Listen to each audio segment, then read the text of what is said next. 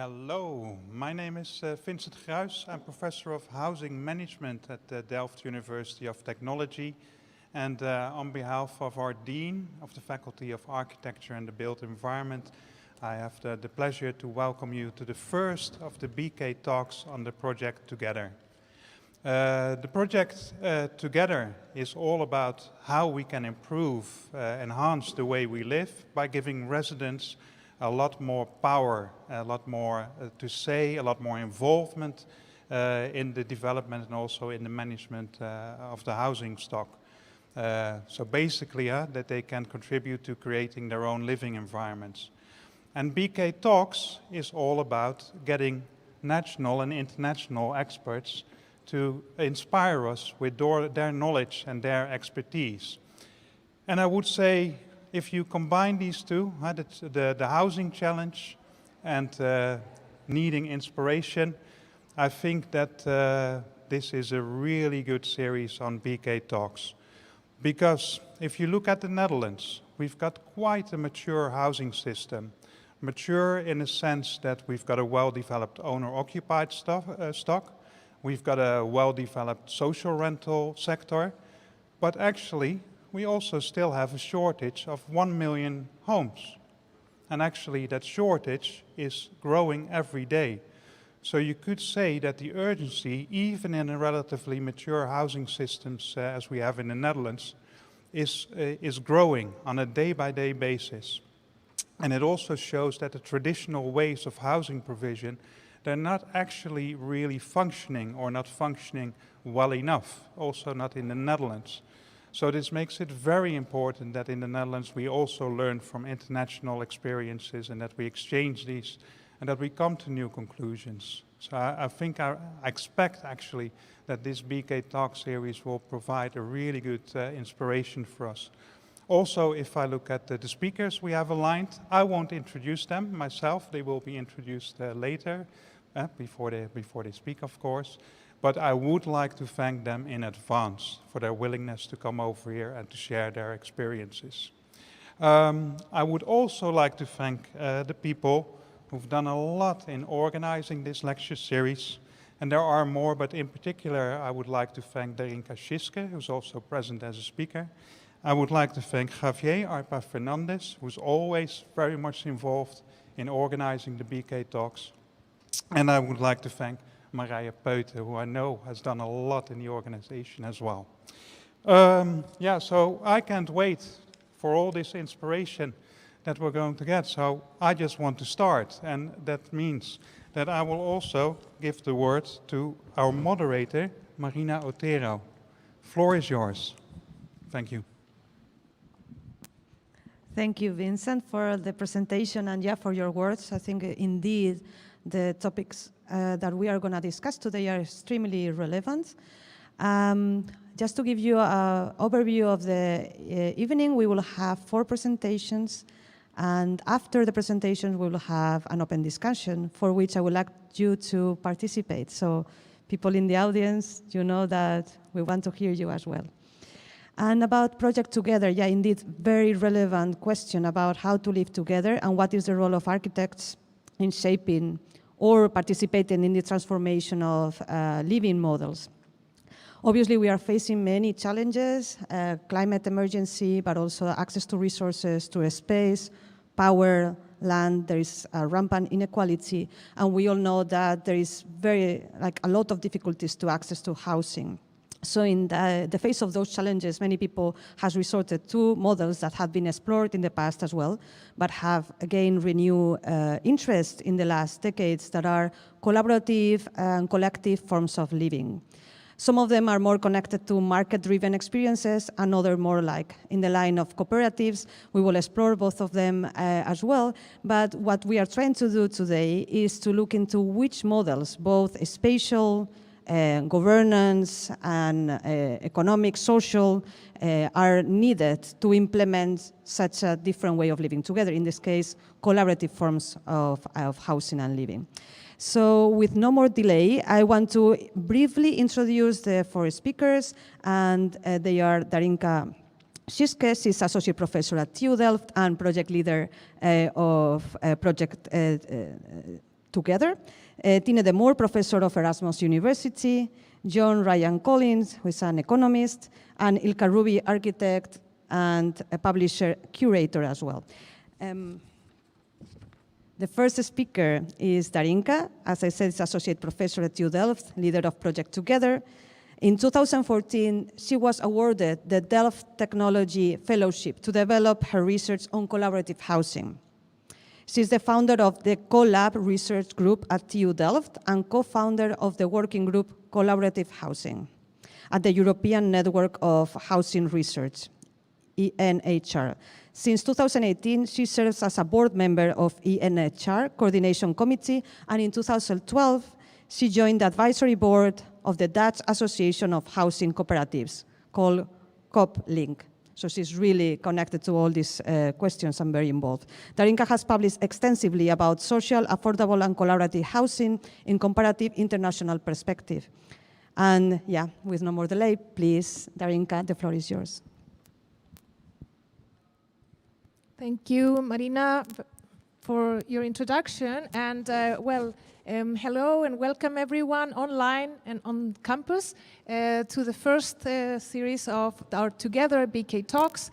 What I'm going to tell you is actually why we're doing this. And I will start with a rather personal story, which has to do with what I was doing in 2008. In 2008, I was the research director of an organization called Housing Europe, or SECODAS, as it was known back then. And I basically was spending my time researching and writing about social housing systems all over Europe. In one conference, I happened to meet Professor Vincent Graus, who you just met, and well, talking about my research and his research interest, we said, why not do a comparative study of social housing in Europe, in different countries? So I embarked on a part-time PhD at the TU Delft. And when I started my PhD was the same year that the global financial and economic crisis started. So in a way, I could say that that crisis, and of course its very strong linkages to the financialization process of housing, really marked my development, the development of my understanding of the capacity of institutional providers of housing to deliver housing for a wide range of groups and for that changing set of needs in terms of housing provision. And we can see there in my slide, I have a number of pictures that talk about housing crisis, Wohnkrise, la crise du logement. In every country I researched for the years that I spent doing this comparative research on social housing, everyone was talking for quite a long time now about the housing crisis.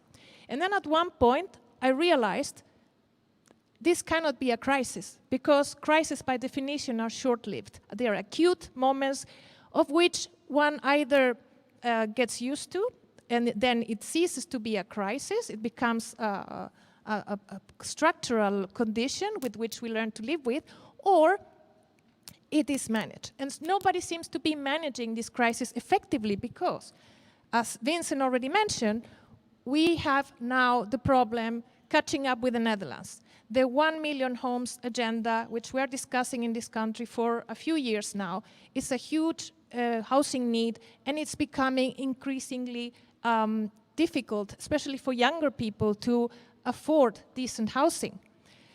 And we see that this is a problem at national level, but also a problem that municipalities and regions are tackling. So we are really desperately looking for opportunities to develop new housing.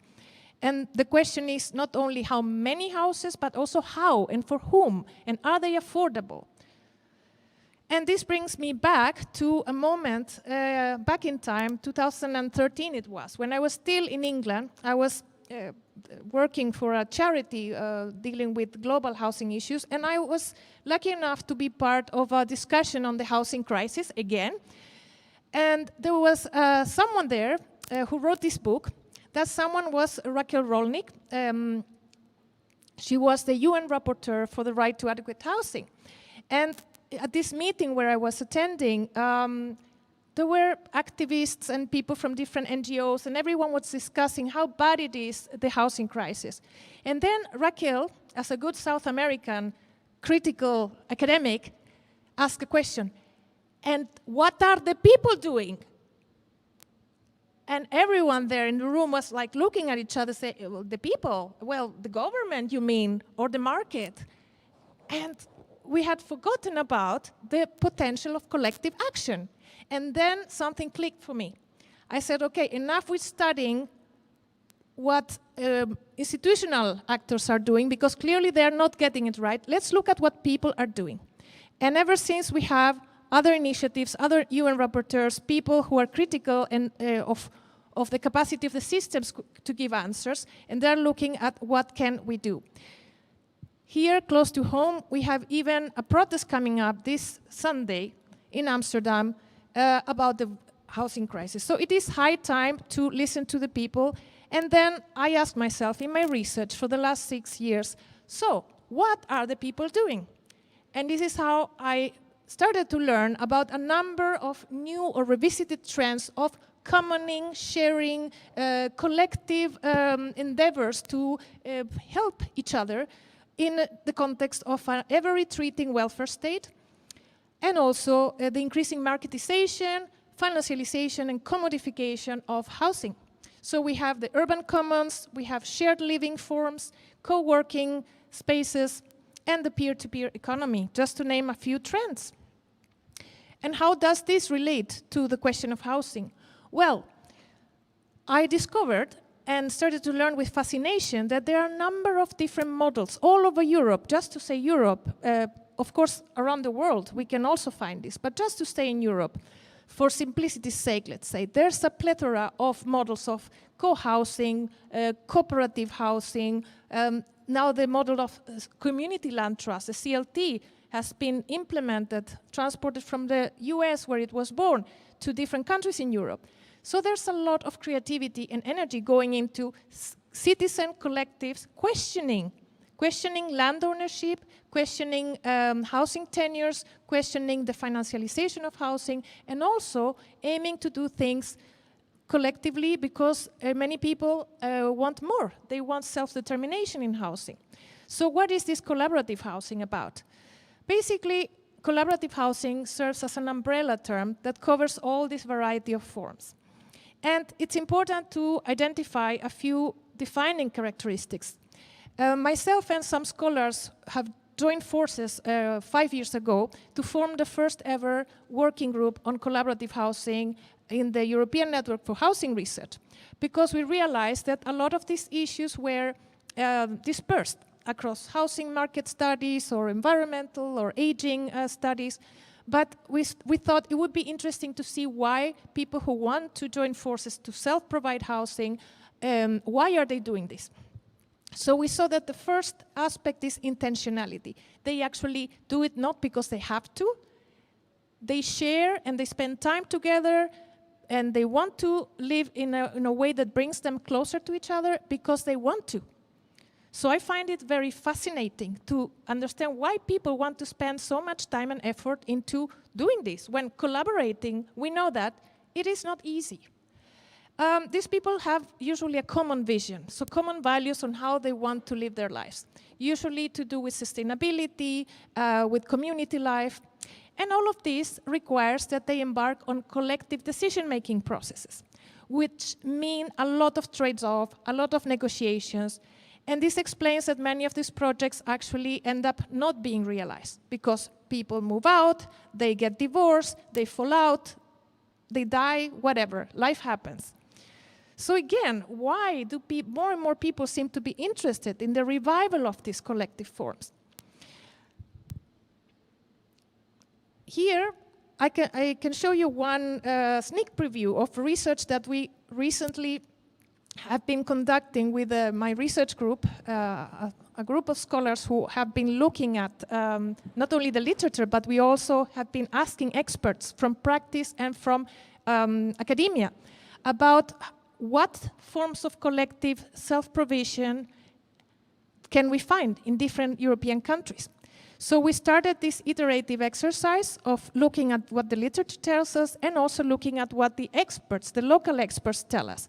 And we found this amazing tree, let's say, this taxonomy that we created, with a mother concept being this umbrella term, and then a first distinction between what we consider housing provided collectively, so those people who are mainly motivated by providing housing, so it's a more pragmatic motivation, and the other group of models or motivations have to do with living together. So it's the sense of community that is missing in many people, and they want to have it. So there we have a number of distinctions. I will not tell you in detail about it. You will have to read the paper, or you can also choose to attend the webinar that we have organized as part of Project Together on the 7th of October, where we are going to present how this materializes in a website, an interactive website with a map. So stay tuned. And then, well, we are now the Faculty of Architecture. So I'm not going to explain this in detail because we have an architect here who is an expert on that. She will show us some examples. But just to give you a flavor that these ways of self-organizing also find an architectural expression that can vary enormously depending on the context and on the time in history. So we have the Danish classical housing, co-housing model that started in the 1980s, which is low-rise, rather extended, semi-rural community living. Then we have in Sweden, for instance, a very different typology, which is a very urban block. And usually this type of co-housing is embedded in municipal housing, so it's rental housing. And last but not least, a very interesting form is a Dutch centraalwonen model that sprang in the 70s and the 80s as well. And here we have the classic cluster buildings with a central kitchen in each building. And it's a very interesting typology also from an urban planning perspective because it's very much integrated with the wider neighborhood, as you can see. And as I was saying, collaborative housing forms are nothing new. They are being revisited, rethought, and redeveloped, but they started over a century ago, or even longer, as Ilka probably will tell us in her presentation. But the cooperative movement was clearly one big moment when people came together to self-provide housing collectively. And ever since, cooperatives have evolved. Sometimes they have institutionalized, and Tine will also be talking about that, I think. And in the 60s and 70s, for instance, and also later in the 80s, we have some innovations to do with social change. We have the sexual revolution and the desire of women to become more active part of society, to go to work.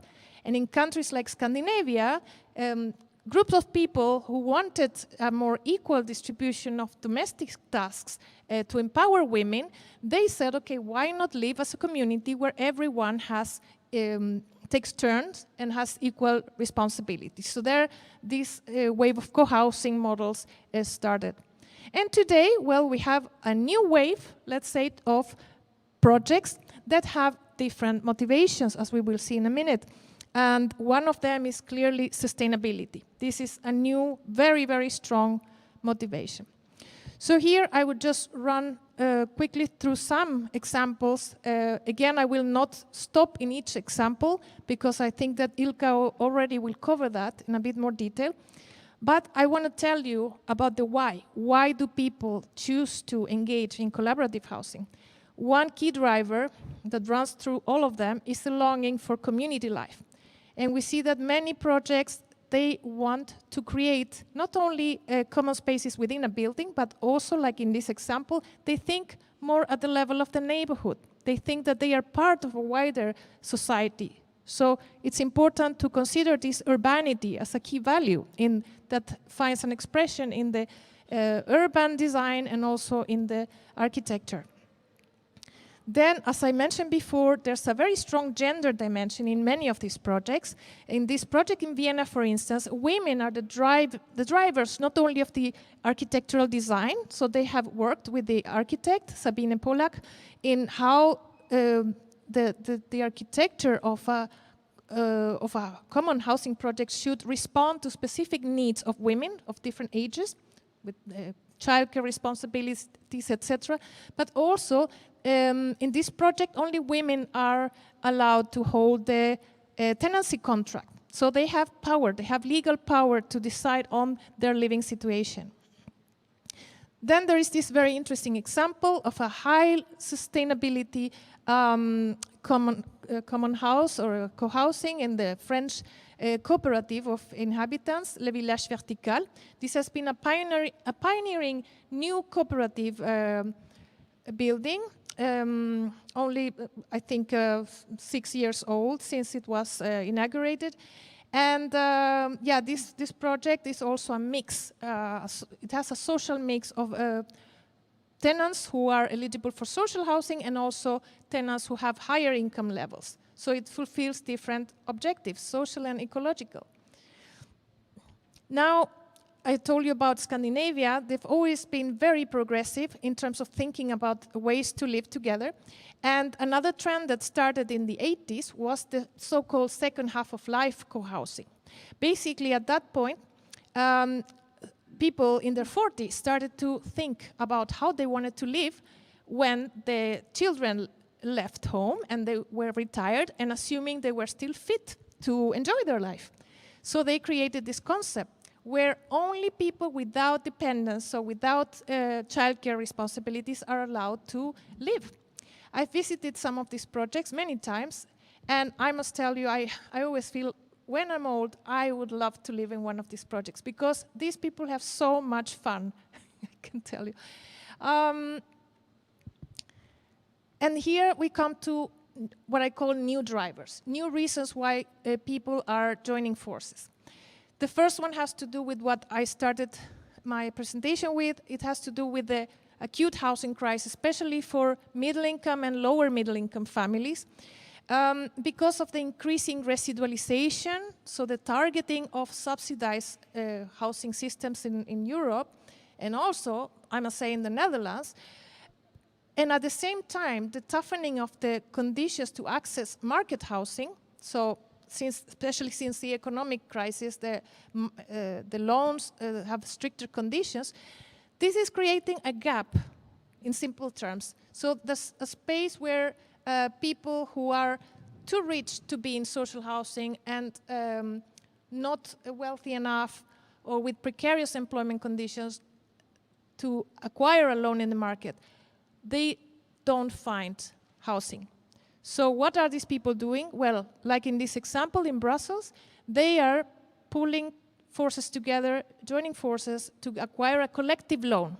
This was a first experience like this in the Brussels concept, and it has given rise to other similar projects. Lastly, a very recent driver we see, or reason why collective, collaborative housing forms are emerging, is the increasing diversification, the social diversity in our cities. And an extreme example is in the Netherlands, for instance, when we had the sudden large influx of refugees in 2015, some municipalities like Amsterdam started to cooperate with housing associations to create innovative projects where half of the tenants would be Dutch young people who were eligible for social housing, and the other half would be young refugees.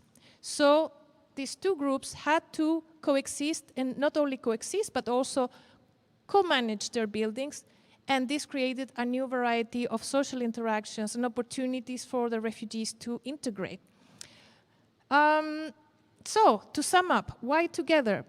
Here I would like to draw very briefly on some inspiration I have had from authors that I think have a lot to say in this regard from different disciplines, not necessarily from housing. One is the economist Kate Raworth. Most of you might have heard or read her work, The Donut Economics. And what Kate says is that basically we need to rethink the economy from a perspective of society and nature. So not only about economics per se, economics for profit or for commercial activities, but we need to understand how, in this context of climate change and social inequality, we can operate in a more interdependent and integrated way. And she even mentions that we should be thinking also about the commons as a source of creativity. Then, well, Richard Sennan is a very well-known theoretician, and in one of his recent books called Together, incidentally, well, one quote that I really like is when he paraphrases Erickson, who is an educational theorist, and he states that we learn to cooperate before we learn to stand apart. So cooperation is intrinsic to human nature. And this resonates also with the views of Rutger Bregman, the Dutch historian. We all know about it. He's been in Davos, in the news. And Rutger reminds us that, well, probably most people are pretty decent, and he invites us to consider the positive nature of humankind. Last but not least, well, why together? The world of architecture and urban planning has had these discussions in Venice this year. And I particularly like what the curator Hashim Sarkis says in terms of calling on architects to propose alternatives. We have a lot of big challenges, and what is the role of the architect? And here I would like to invite architects to think outside the box. How can we work together with residents, with future end users in creating more better livable environments and homes for the future? Thank you very much.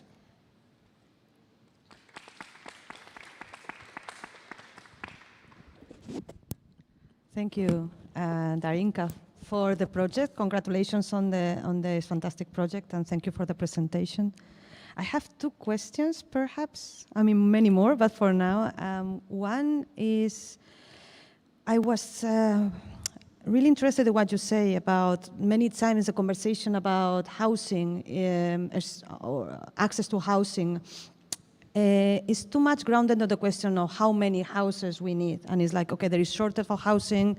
We are calling architects and developers to develop more housing. And you were saying, well, maybe there are other questions to ask. Why, for whom, how?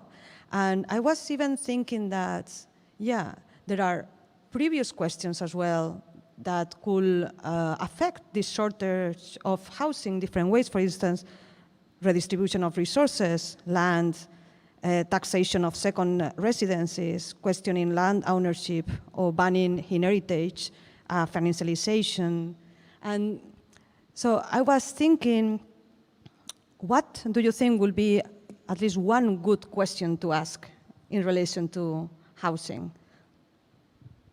Well, I think that question is fundamental. And when I say fundamental, it has to do with such long ingrained mechanisms of allocating resources in our economies and our countries that I think it escapes the individual action of architects and planners. However, we as citizens at the same time, we need to engage with this critically with these processes. So I think that on the one level, let's say architects and planners can and should be thinking differently about all these issues and applying that in their practice. But on the other hand, as a group of professionals, we should also be having a stand, a moral stand. And I know that Josh, for instance, he will be talking about the issue of land. In my opinion, we should really rethink the way land is allocated, because I'm convinced that the housing crisis is a political will problem. It's not a technical problem anymore. I mean, we have a lot of books and papers and people who have researched this for years. We have the solutions. We know what we need to do. But we need the willingness, the political willingness to do it. We need to regulate more. We need to ensure that the land is there to house the people in need and not to be speculated with.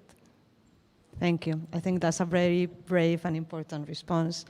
And maybe in that line, I was also intrigued by the decision to use the term collaborative housing, and instead of, for instance, collective housing or common housing or other terms. And maybe I'm speculating here, but I was wondering if sometimes we are too scared of using terms that are immediately associated with certain ideologies, for instance, socialism and communism.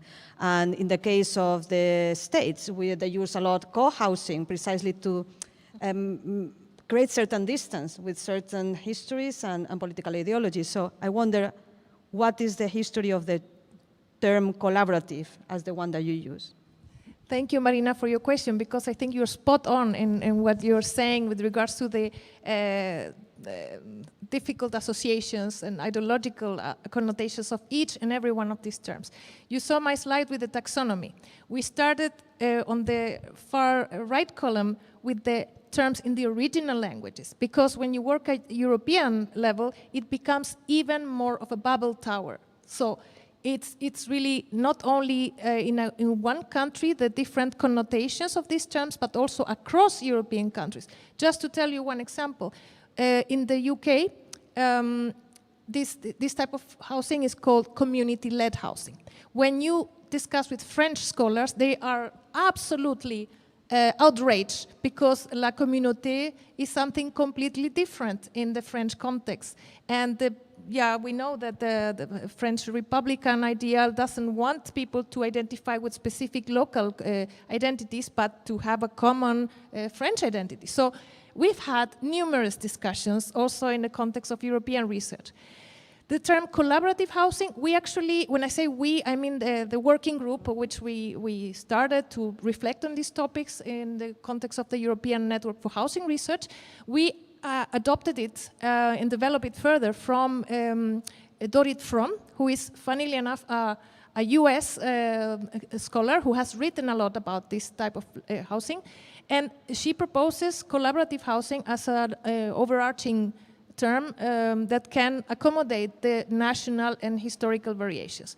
Because it's true that collective housing is often associated with large housing estates, and many people don't like that. And collective doesn't necessarily mean shared or common. And then, common housing, it's associated with communes, which are hippie, and then people don't like it. So it's endless. So we settled for collaborative housing. That's super interesting, because it's indeed important how we communicate these questions in order to then become widespread models. So I fear the risk of depoliticization of certain terms, but at the same time, how we convince people to engage in certain forms of living, different than the ones we are used or the ones driven by the market. I guess thank you for your responses, and I guess now we can continue with this trajectory of thinking with our next guest. I'm very happy to have here today Tine de Moor. Tine is Professor of Social Enterprise and Institutions for Collective Action at Erasmus University in Rotterdam. Part of the studies by her current and past research teams focus on citizens' collectivities. Dr. de Moor has been president of the International Association for the Study of the Commons and has set up the peer-reviewed International Journal of the Commons. She previously held a chair in Institutions for Collective Action in a Historical Perspective at Utrecht University. And since 2021, she holds a chair as Professor of Social Enterprise and Institution, as I said, at the Erasmus University. So we are in very good hands to continue exploring these questions of collectivity. Thank you, Tine. Thank you for your introduction. So when I was on my way from Rotterdam to Delft this afternoon, I came by a place called the Collab. And it's a co-working space for anybody interested in co-working, artists, academics, people with their own business. And I think, building on what the question and the discussion we just had, collaborative really shows something else we haven't addressed, and that's the word labor in it. It's hard work to work together. But apparently people are, in many cases, willing to work hard and work together. And my duty for this afternoon is to introduce you to the various ways in which people are currently doing that in the Netherlands specifically, not just housing, but a broader perspective in many different sectors, but also to go back a step in time, not just space, but also time, even quite a big step back in time, about 1,000 years, whereby I would like you to introduce you to some previous forms of collaboratives, collective action, institutionalized forms of collective action, also in housing. But I only have 15 minutes, so bear with me for this very fast trip through time and space. Yeah, so let's first start with just an impression of what happens already quite a while. It's important to note this started happening before the COVID crisis, but also before the previous crisis. We have data on the development of cooperatives in the Netherlands, but also elsewhere in Europe. And we see from about 2005 onwards a huge and quite rapid rise in the forms of institutionalized collective action, and I'll say a bit more about that fairly neutral term, I think, later on, in really very many sectors. But that doesn't mean they're all the same. They work according to a shared governance model, so to speak. I'll say a bit more about that later on. But the motivations why they do so are quite diverse depending on the sector. If you look at, for you, the right-hand side, yes, of the screen, you see the huge development of energy cooperatives, energy communities across Europe since, well, quite a while, since approximately 10, 20 years. It's huge, especially in Germany, also in the Netherlands, but they're fairly small, the energy communities. And there they are set up because there is an opportunity, primarily because there's an opportunity. There's really no shortage in a way, at least by now, as some of them are quite old, and in those times there was still a shortage of renewable energy. So if you want renewable energy, you can go to the market, you can buy it. Yeah? You can get electricity which is supposed to be green.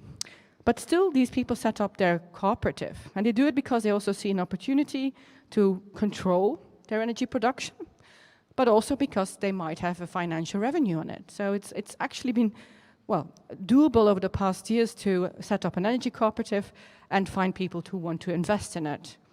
On the other side of the spectrum, you see a completely different picture. You see many different care cooperatives, for example, setting up. Not because it's such a great opportunity, but because the state has withdrawn much of the support or has decentralized it, and it doesn't really always work to do so. But also the market has not always developed as it was expected. It did not necessarily provide the cheap, accessible, and qualitative care it was supposed to do so. So in many regions in particular, for example, you see it in the map, the south of the Netherlands, but also in the north, you see there's places with quite a spread of a population, you see these cooperatives popping up. And in the middle, there's sectors such as food, whereby there's an opportunity and also a bit of a lack of initiatives. An opportunity, for example, to start your community-supported agriculture farm, whereby citizens are heavily involved in harvesting, for example, but also sometimes because locally there is no other offer in, for example, organic farming produce. So there's a huge variety in motivations there. Just a picture also to see how this spread over time the past few years across the Netherlands. And these care cooperatives, for example, you see huge development. Currently I have a PhD student in Utrecht working on this topic. But also, for example, in other domains like insurance, self-insurance for self-employed in the so-called broodfonds and the bread funds in the Netherlands. It has hugely developed since the government decided no longer to support self-employed for risks that have to do with, well, being unable to work in certain periods.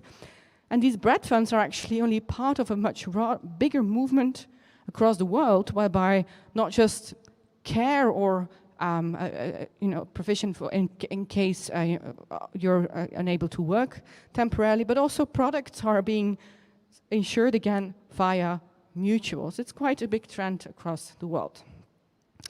And it also has gone virtually. We, of course, know all these platforms like Airbnb, Deliveroo, Uber, etc.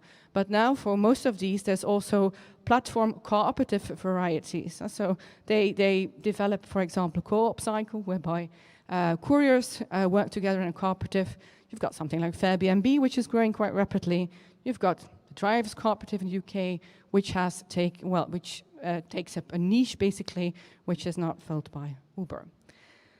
And one of our PhD students in Rotterdam is actually studying the development of these platform cooperatives and also, the stages they go through and how they can become resilient forms of collaborative, so to speak. And we also see varieties arising of these cooperatives, not just cooperatives of individuals, but also what we call top cooperatives, whereby organizations together form a cooperative. In the Netherlands, we've had since quite a few years now the area cooperatives, gebiedscoöperaties, which bring together, for example, a local government with a tourist the tourism company with a school, for example, a university could participate, and they try to develop an area, for example, around the train station, but also in the countryside for specific goals by working together.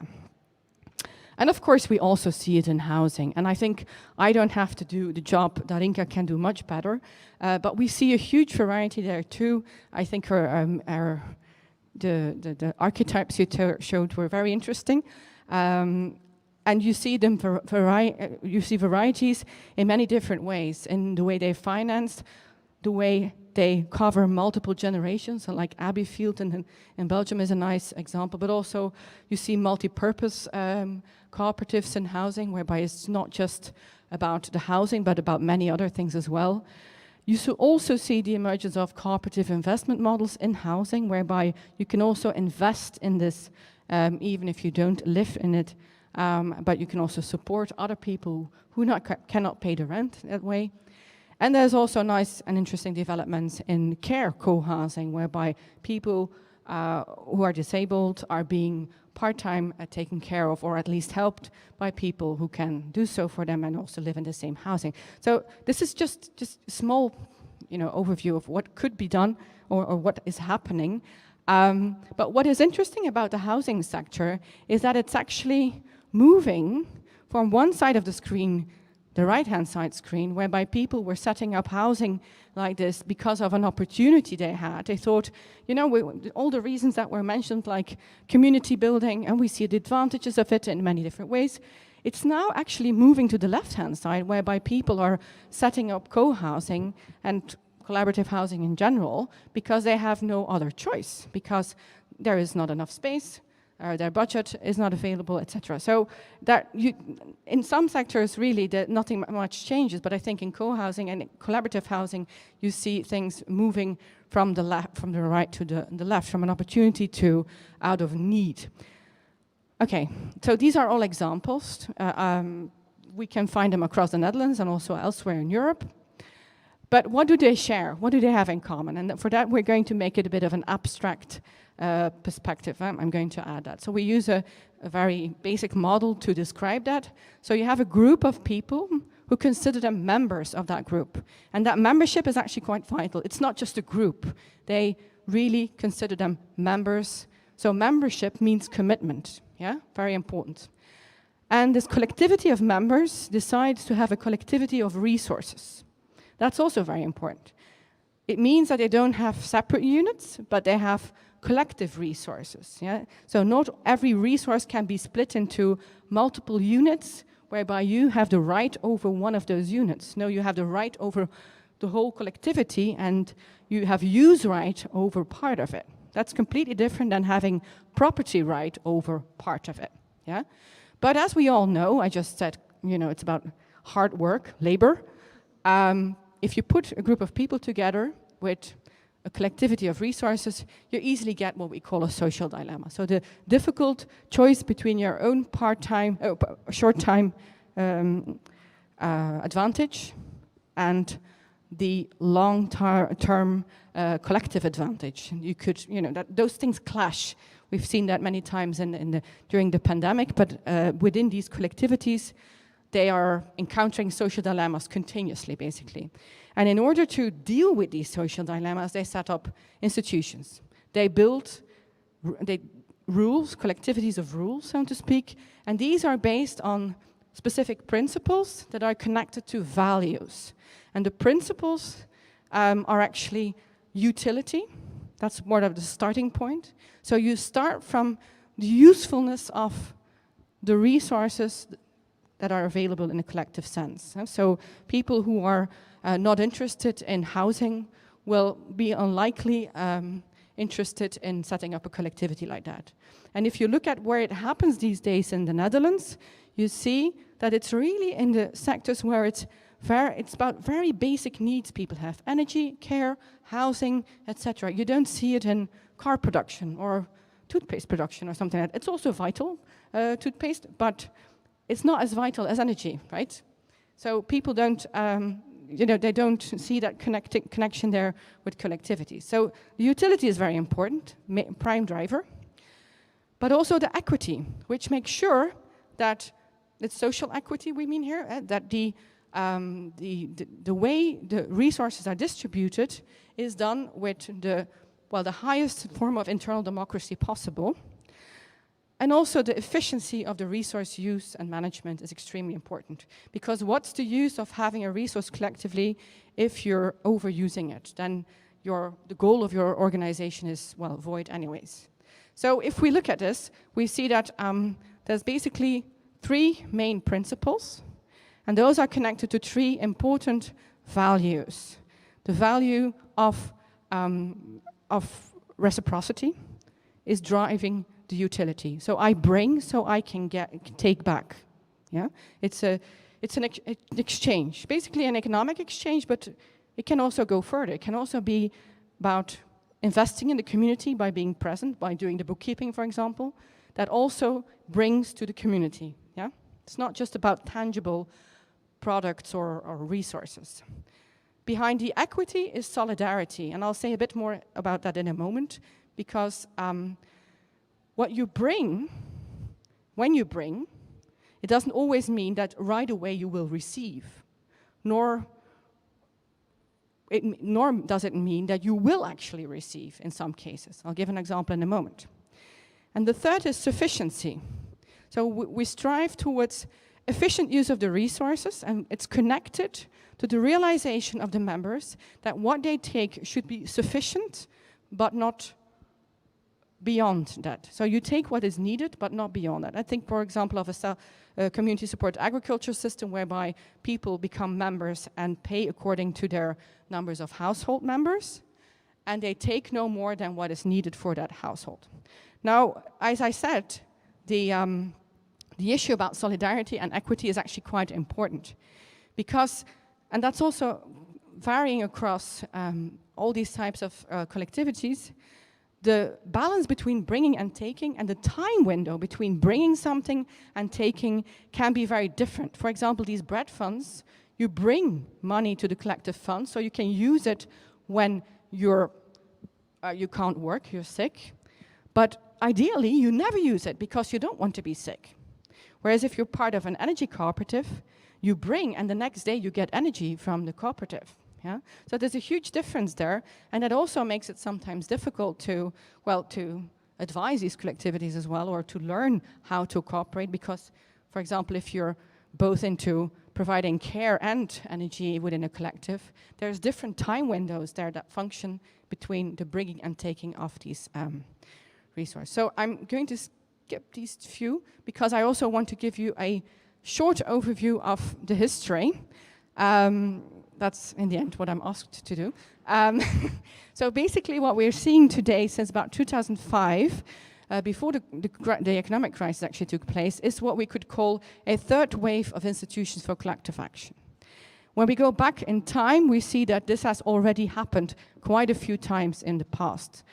If it's a third, it must have happened twice at least. So what we see, for example, in the early modern period is that you see a huge development from the period of the 11th, 12th century in particular, in the countryside, the Mainten, it was referred to before as well, whereby farmers work together and share agricultural land, but you also see it in the guilds, where craftspeople work together, but you also see it in housing, and there you also have the gendered component. For example, in the beguinages, everybody who has any interest in history and the history of women should visit a begijnhof once in a time. It's one of my pet projects, so to speak, to study those. But it's really interesting to see how collective action provided not just housing for them, but also safety. Yeah, it can also be the collective resource of safety, not just housing. But also, for example, the water boards are nice examples of how collective action can bring safety, in another way, physical safety. Well, that's also what the beguinages are partly about. But you do see them disappearing around 1800, more or less, and that's a period when we see the emergence of nation states, but also the rationale that, the emergence of individualism in politics. You see the Enlightenment coming up in the 18th century.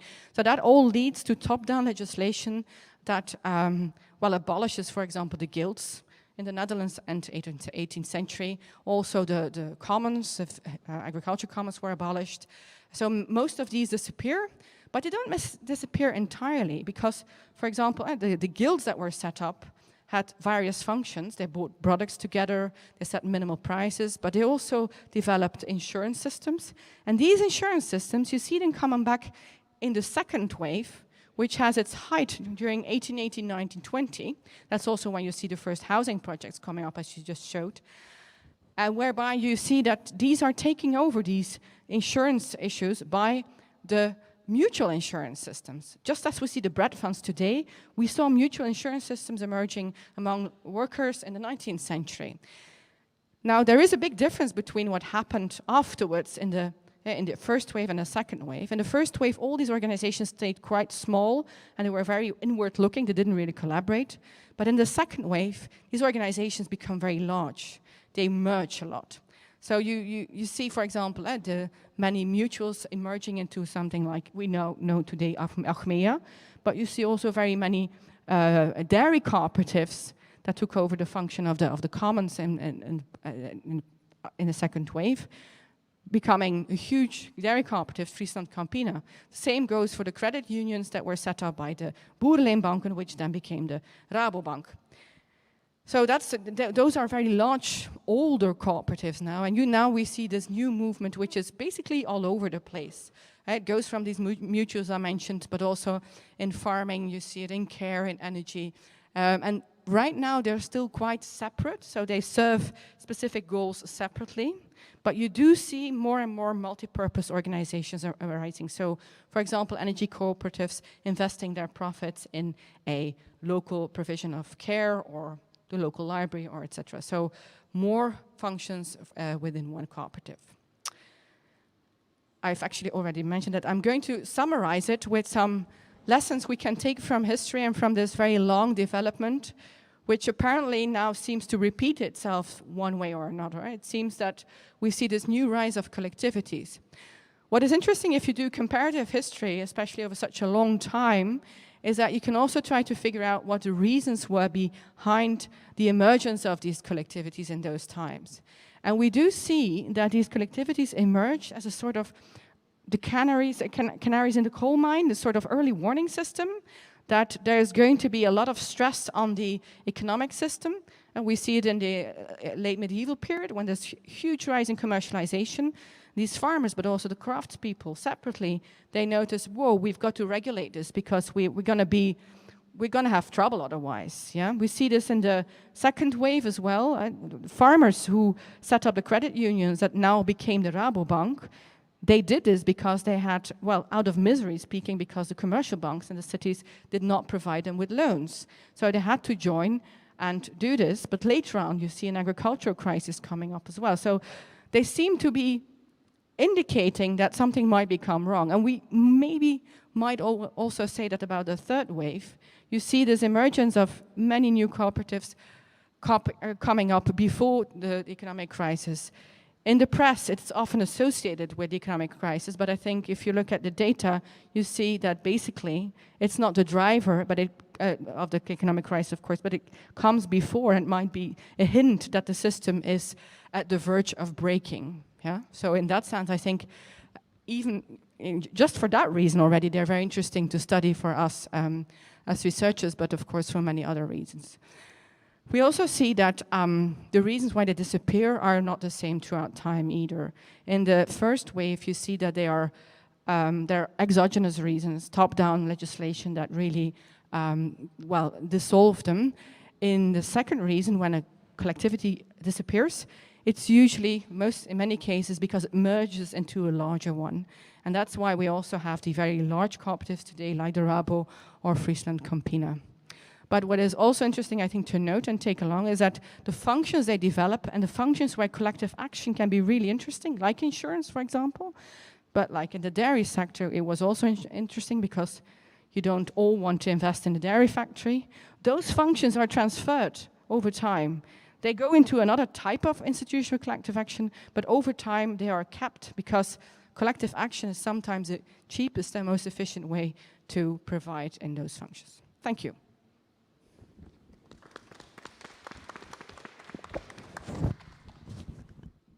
Wow, thank you. This very enlightening overview. Like, I think it's very important to have this this map in front of us. Thinking about, I mean, you mentioned something, no? That this contemporary interest in these forms of collective action many times are not based on choice, but on need. And they were saying that what we have seen. And it's because the market didn't provide what it was planned, no? They didn't behave as it was planned. So my question is, how do you see then these forms of collective action that are appearing because of this need? Do you think are just temporary forms of organization that could be useful meanwhile we repair the existing system?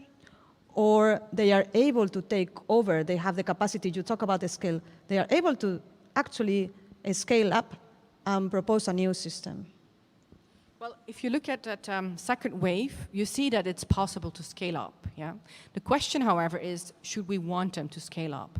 And when you see what's happening today, there's actually a third strategy being employed. So the first wave of institutions for collective action, you see a sort of split and specialized strategy, as we call it. So these guilds, when they became too large, they split up and specialized and stayed small, because also collective action often works best when you can do it in smaller groups. The second wave, mergers, yeah. So huge organizations and struggles until today with many of these organizations, how to facilitate the internal democracy, right? Now we see something completely different, which is really fascinating, actually the best of two worlds. You see networks being built. So now there's a network strategy being taking place. You see networks being built per sector. You mentioned CoopLink, right? But we also, I showed a picture of Rescope, which is a European-wide network of energy communities.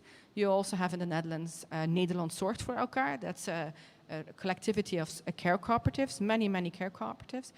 So you see they employ a network strategy which allows these local organizations to remain small and stick to their original motives, basically, and way of working, but do interconnect in what we would call a polycentric way across the sector, but also sometimes over the borders of the sector. So under this networked system, is it possible to become the de facto system of operation? Well, in some cases, that collaboration, that network, can actually even push transitions. We've seen it in Germany happening with the energy cooperatives. They've really pushed the Energiewende there. Huh?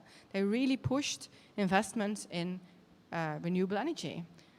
That we don't see happening yet with energy cooperatives in the Netherlands. However, we also see that sometimes they push, but nothing happens. And for example, the bread funds are an interesting example. There's large numbers of bread fund members across the Netherlands. I barely have to explain what a bread fund is anymore these days, because a lot of people, especially self-employed, have heard about it. But we don't see anything moving in the market. And that the market not picking up what the government left open was the reason why they set it up.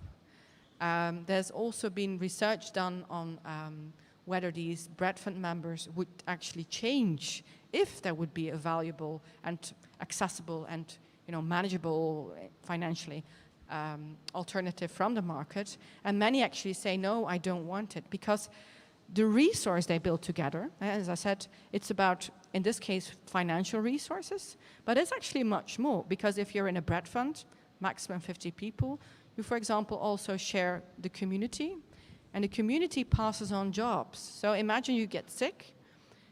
You don't want your company to just fall apart or your reputation to go bust, yeah? So you ask somebody else from the bread fund to step in. There's trust among these people, and they have to trust each other, and they know each other. So that really helps also to keep your company alive as a self-employed. Would you say this change of scale that we are seeing today through these networks is facilitated or enhanced by in new infrastructures like digital infrastructures, internet and communications, or has to do with something else? Actually, technology, and especially communication technology, is a double-faced monster, so to speak. In a way, it facilitates, and like the platform cooperatives, they wouldn't be there if they wouldn't find each other through the internet and through the platforms they set up. But we also see that, we've done a few studies about that in the past, about the past as well, that the actual meeting of people remains important to build trust. Social control is a very cheap way to avoid additional control mechanisms. So knowing each other is quite essential to build a trust. So, for example, that's also the reason why bread funds, in principle, never become larger than 50 people. They rather set up a new bread fund. So I think we have to start thinking about the role of technology in this. And this has been a fascinating time for that, because it has shown that people can collaborate digitally, but you also have to relate it to, the size that social contacts can handle. How many people can you know well? How many people can you trust on a continuous basis? So I don't think technology can be a replacement for that in the end. Maybe connected to what you have said, last question for now. You mentioned something that to me was fascinating, that's the question of sufficient. And it was based in, you don't take everything you can take. You take what is just sufficient for you. How do we quantify that? What does it mean? That's a very interesting one, and anyhow, a tough one. There's, if you look at the historical examples, there's very clear indicators of what is sufficient, and it's often connected to the household size. Now, of course, these days with, many varieties of households, it has changed. With also co-parenting, etc. So it's not that easy to indicate that. But I really like to refer then to historical examples.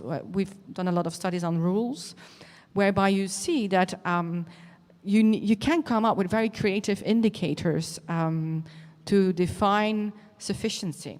For example, if you look at the historical farmers on those commons, you see rules, sometimes about the size of for pieces of peat, for example, to heat your house, linked to the household size, but the number of cows you could put on the common, linked to the amount of fodder you could produce.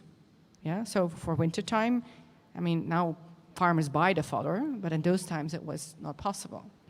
So I think we can really come up with more creativity. It's not like in the early modern period, of course, but more creativity to think about what is sufficient and what is an indicator for when it is enough. And it's not the intention usually of these collectivities to commercialize. So they try to limit the room for commercialization of their goods. Which is fundamental for the challenges ahead that we know. So thank you so much, Tine. We will continue later, but now I want to welcome George Ryan Collins, who is joining online.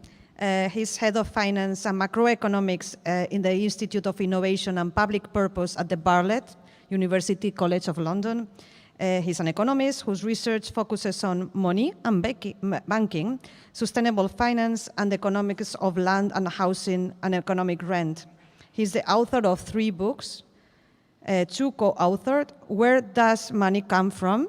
That's the 2011, which helped establish the role of commercial banks in the money creation process in modern economies. Rethinking the Economics of Land and Housing, around 2017, which was included in the Financial Times Best Economic Books in 2017, and Why Can't You Afford a Home? Great question, from 2018, which made the case of excessive mortgage credit being the primary driver of the housing affordability crisis in advanced economies. He's currently a council member of the Progressive Economy Forum and was a co-founder of the Brixton Pound, a local currency based in South London. Welcome, Josh. The floor is yours. Thank you, Marina, and thanks to everyone who's joined from in the audience. And I'm sorry I'm not there today. Things are still a bit challenging traveling in and out of the UK and Holland. But anyway, it's great to be here. So I am going to talk about housing and finance and collaborative housing as a way to kind of meet the challenge really of the housing affordability crisis. I'm just going to share my screen with you so you can see my slides. Let's see if that works. As was mentioned, I'm an economist at UCL and the Institute for Innovation and Public Purpose, which is a policy institute started 4 years ago by Mariana Mazzucato, some of you may know of. Now, my central thesis, which is in my books that were mentioned, is that the current housing crisis is really driven by the interaction between land, the limited supply of land, and the rather unlimited supply of credit that flows into that land, in particular mortgage credit for domestic purchases of housing. This chart just shows you what's happened to these variables in the Netherlands since 1945. So I've plotted house prices on the right-hand index, that's the dotted black line. You can see huge increase in house prices from the early 1990s onwards. And on the left-hand axis, the blue line is mortgage credit, loans outstanding relative to GDP. So you can see there that mortgage credit rose from around 30%, just under 30% of GDP in the Netherlands in the mid-1990s, all the way up to almost 90% by the time of the financial crisis. And we saw a very similar type of rise in real house prices. We saw real house prices quadrupling in the Netherlands in price during that period. If you look at the right-hand axis, the index goes from 50 to from 50 to 200 by 2016. And my argument is simple, that it is the deregulation of the financial sector, deregulation, plus the inherently limited supply of land that drives this. But obviously, different countries in Europe have different dynamics, so it's worth thinking about the bigger picture. And on this chart, I've just taken the average across 14 high-income economies to kind of see if the same dynamics are at play. And here it's the same two axes. Real house prices is the dotted black line, and mortgage credit's the blue line. Again, I've also put in here non-mortgage credit, so that's consumer loans and loans to businesses. You know, what most people think banks should be doing, lending to businesses for new investment and to pay wages. But you can see there the same pattern essentially. It's slightly less severe than the Dutch case, but we can see mortgage credit going from around about, on average, this is across 14 countries, sort of 30% of GDP in the 80s, all the way up to almost 70% today, whilst other types of lending kind of plateaus around the 45% mark, and house prices also kind of match that mortgage, increasing mortgage credit. And of course, the period of deregulation of mortgage markets ran from the mid-1980s up to the financial crisis. Not just deregulation, so allowing, for example, big commercial banks to buy up building societies and other mutuals that provided more what you might call collaborative forms of finance for home purchase, but innovation as well. So in particular, in the late 1990s in Europe, including in the Netherlands, we saw the emergence of the securitization of mortgages by banks, and the purchase of those securities by institutional investors, pension funds, insurance companies on a huge scale, with the creation of the euro, an enormous new bond market in mortgage-backed securities emerged. And that, of course, created a lot more demand for mortgages and mortgage-backed securities, a lot more funding for banks. And of course, they took advantage of that. So I think those two dynamics are very important in understanding the increased flow of credit going into the housing market, driving up house prices.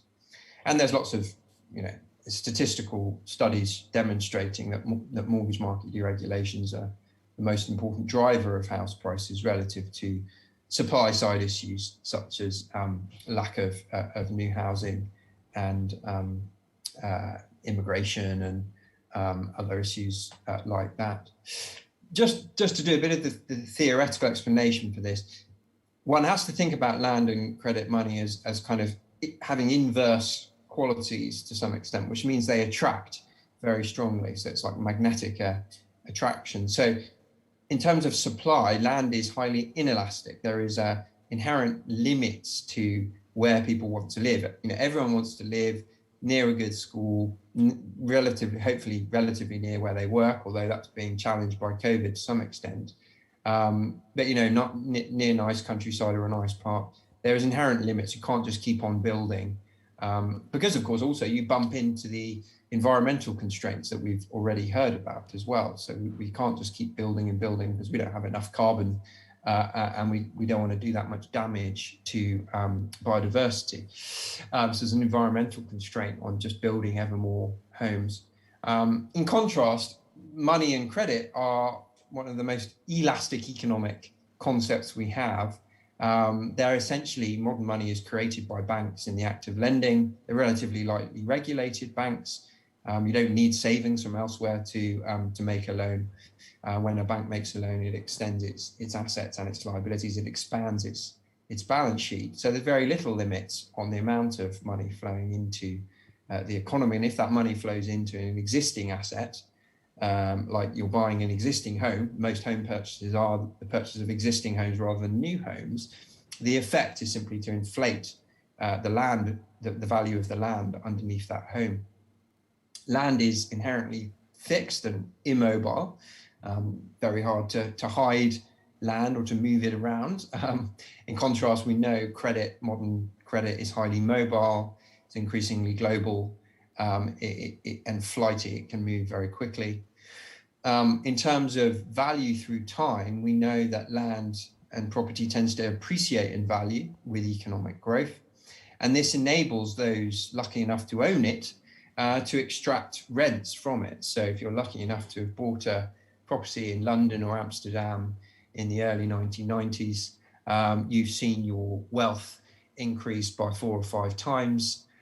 In contrast, if you weren't lucky enough to do that, you'll have seen your relative wealth collapsing, essentially, because incomes have essentially sort of stagnated over that same period, or maybe they've increased 1.5 times. Now, that's completely unfair. There's no reason people who own homes are not more productive than people who don't. So it's a clear inequality, and it's also quite unproductive to have that level of rent extraction and wealth inequality building up. So land appreciates in value. In contrast, credit and money actually will depreciate over time as you have inflation. It's normal to have a bit of inflation in the economy, and it will seek out collateral and seek out. It needs to be lent, in a sense, to gain interest, to keep appreciating in value. And to do that, typically it requires collateral. Now, of course, land, because it is fixed and it is immobile and it appreciates in value, is the most attractive form of collateral for a bank that's making a loan. So again, the two inherently are attracted to each other. Finally, in terms of the economic functions of these properties of land and credit, land, they both have different functions at different times, and those functions are actually in tension. They're not complementary. So land is both a consumption good, it provides a place to live in terms of a home, place to access work, bring up our families, but it can also be a financial asset. It's a place to invest our wealth, and it's a place which professional investors are also, and banks are also putting money into to make more money. And those two can bump into each other, essentially. And my central argument really is that housing increasingly in European countries, is becoming prioritized as a financial asset relative to a consumption good. On the other hand, lending, credit and money can be positive. It can support businesses, small businesses in particular, enable them to invest, to pay wages. But it can also just flow into property and land and inflate all financial assets and just inflate those assets, generating capital gains for the owners of those assets, driving up inequality, extracting economic rent. So what I think's happened essentially is we've had this deregulation of the financial sector, accompanied by this drive towards home ownership as the most desirable form of tenure in policy terms. Home ownership's been increasingly favoured in terms of very tax-friendly policies towards homeowners relative to other tenures, relative to renters or collaborative, cooperative housing models, or public housing as a third tenure, fourth tenure. We've also had very low interest rates feeding into these dynamics, and a sort of weakening non-market housing offer, essentially. I think despite what we've heard about the richness of collaborative housing from Darinka and Tina in terms of the last sort of 100 years and more recently, collaborative housing models still do make up an increasingly small part of the overall market, or certainly the value of the market. Other tenures in general have been squeezed, essentially, would be the argument in terms of their quality and value for people. And these dynamics are self-fulfilling. So there's these feedback loops, increasing financial flows from the banking system and financial investors into private property, increases the value of homes, means more and more people desire those homes, puts pressure on politicians not to tax that wealth, because there's a majority of people now owning property that don't want to be taxed. I'll just give you one example of that. In the UK, just this week, we've got a social care crisis in the UK and a health crisis, particularly since COVID. And just earlier this week, the government decided finally that it would raise taxes to help plug this big financial gap in our welfare state. And it chose to tax incomes. Basically, it chose to tax what's called national insurance. It's essentially going to be taxing people who earn from work and businesses 2.5% in total. And it's not going to increase tax on increases in wealth or property at all. It's just another example, really, of this favouring of property ownership. There's no tax on primary property, primary residences in the UK, as is the case, I believe, in Holland. This is just seen as an asset that is untaxable for some reason, even though the reason the value of land increases is due to the efforts of others, not the owners of the property.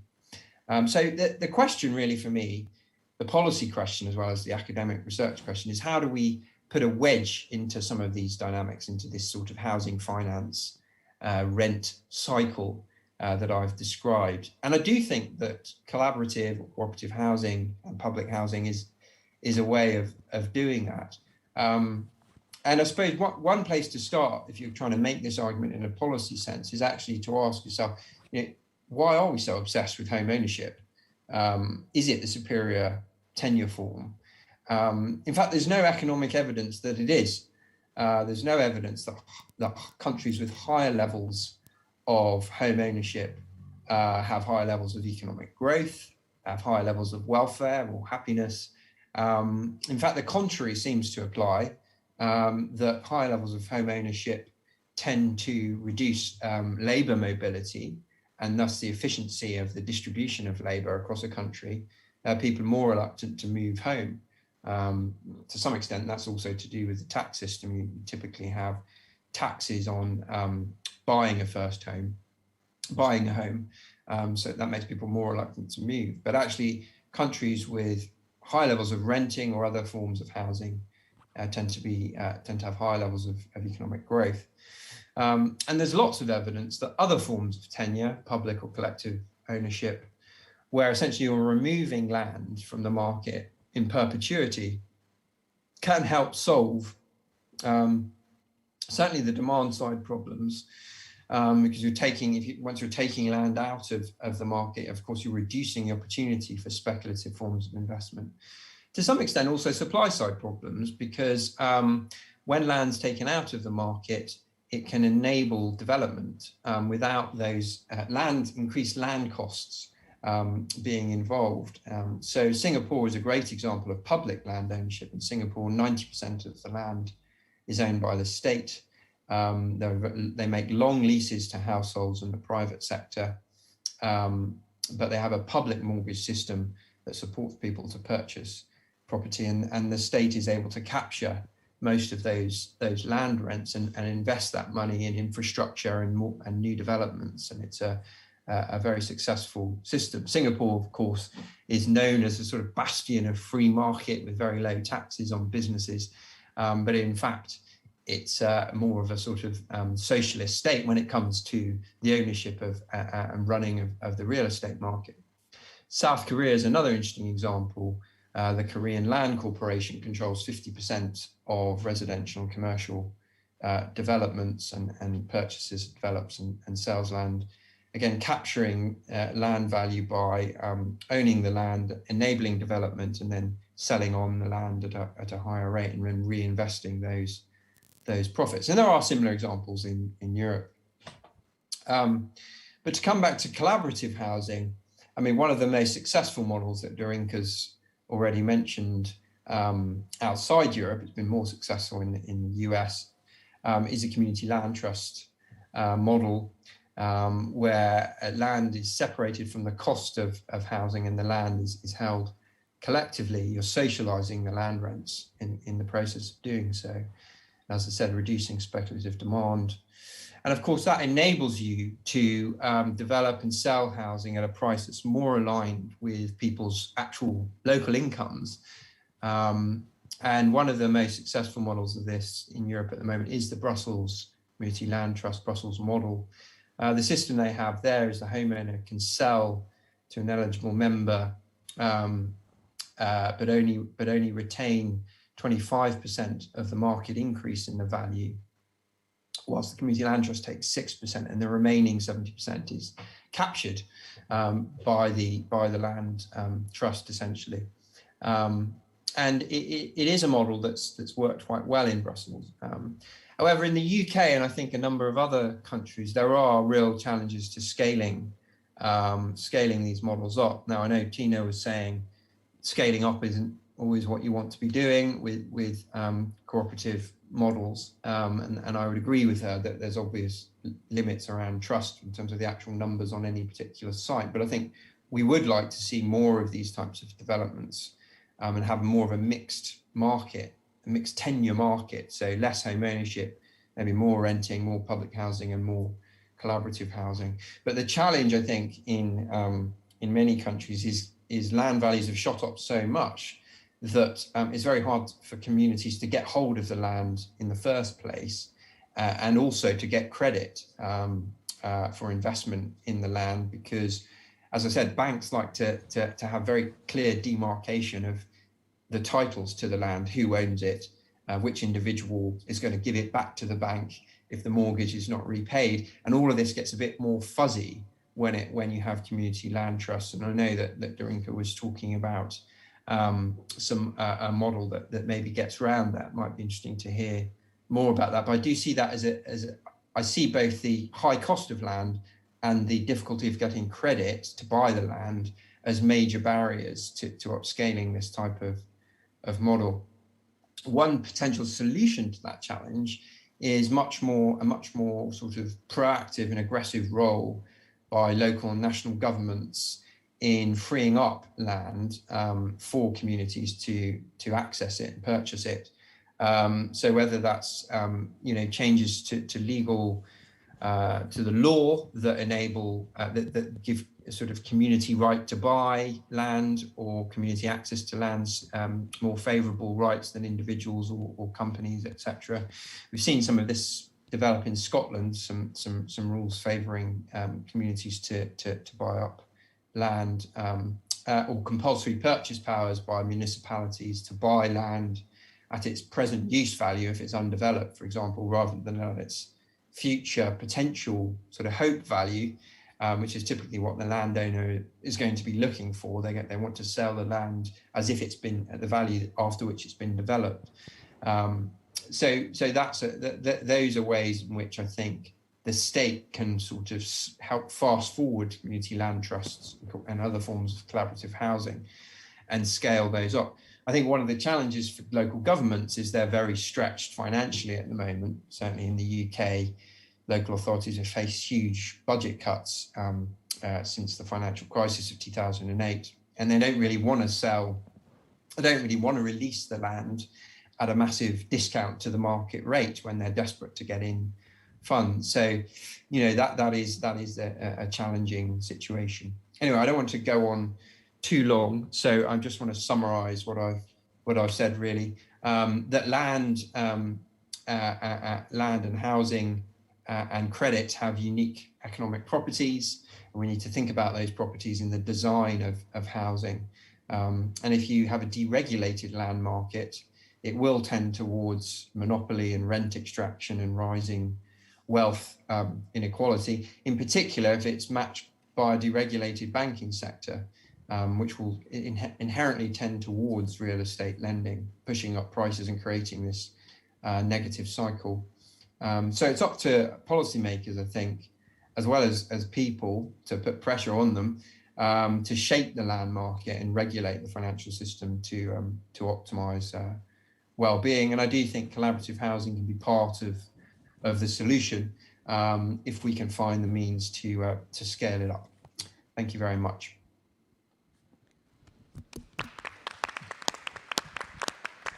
Thank you, Josh. Thank you for helping us to unpack all these questions that for many of us are quite complex. So it was a great overview.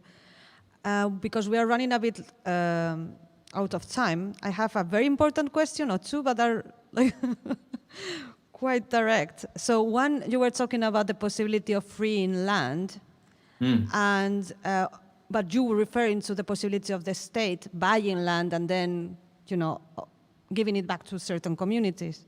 My question is, would you consider that, like, or what would you think about the possibility of also expropriating land also in some cases if the need is urgent? Yeah, I think that's going to be very challenging in a sort of Western political context. I mean, that's how Singapore essentially managed to get to where it is today, by very large expropriations in the post-war period in the 60s, in particular 50s and 60s. I think politically it's almost impossible to imagine large-scale sort of land appropriations in somewhere like the Netherlands or the UK. However, I do think there are opportunities for compulsory purchase orders where there's land that's not occupied by people, brownfield sites, maybe some greenfield sites as well. Although, you know, I think the environmental issues need to be taken increasingly seriously around new developments. But I think, yeah, it's going to be, unless there's another sort of financial crisis and you have a lot of people in negative equity, for example, I think it's going to be quite hard to politically to sell the idea that people should sort of sell the land from underneath their homes to enable more cooperative housing. It's obviously going to be easier where it's new developments. Yeah. No, I understand. But just to clarify, one of the examples you put, Singapore, as you said, actually is based, as you just explained, on expropriation.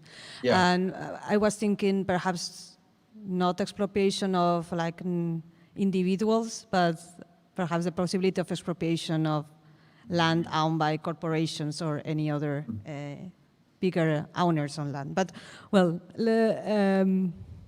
Well, do you want to where there is an opportunity, I think, is probably actually the public sector owns quite a lot of land and buildings in many countries. So in the UK, for example, the National Health Service owns huge amounts of land.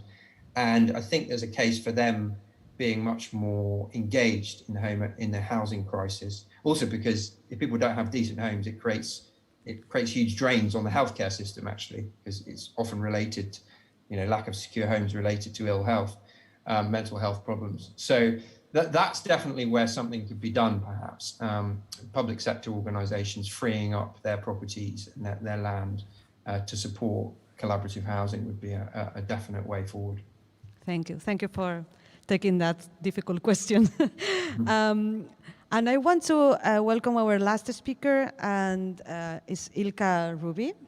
Ilka is a Berlin-based curator, author, and publisher on architecture and urbanism, who studied architecture in Arnhem University and TU Vienna. She's co-founder of Ruby Press, a publishing house focusing on architecture and the city that has won numerous awards for publications such as Reasons for Wall in a House, 2012, Building Brazil, 2011, City of God, Cidade de Deus, 2013, House in Cairo, 2016, or Migrant Marseille, 2020.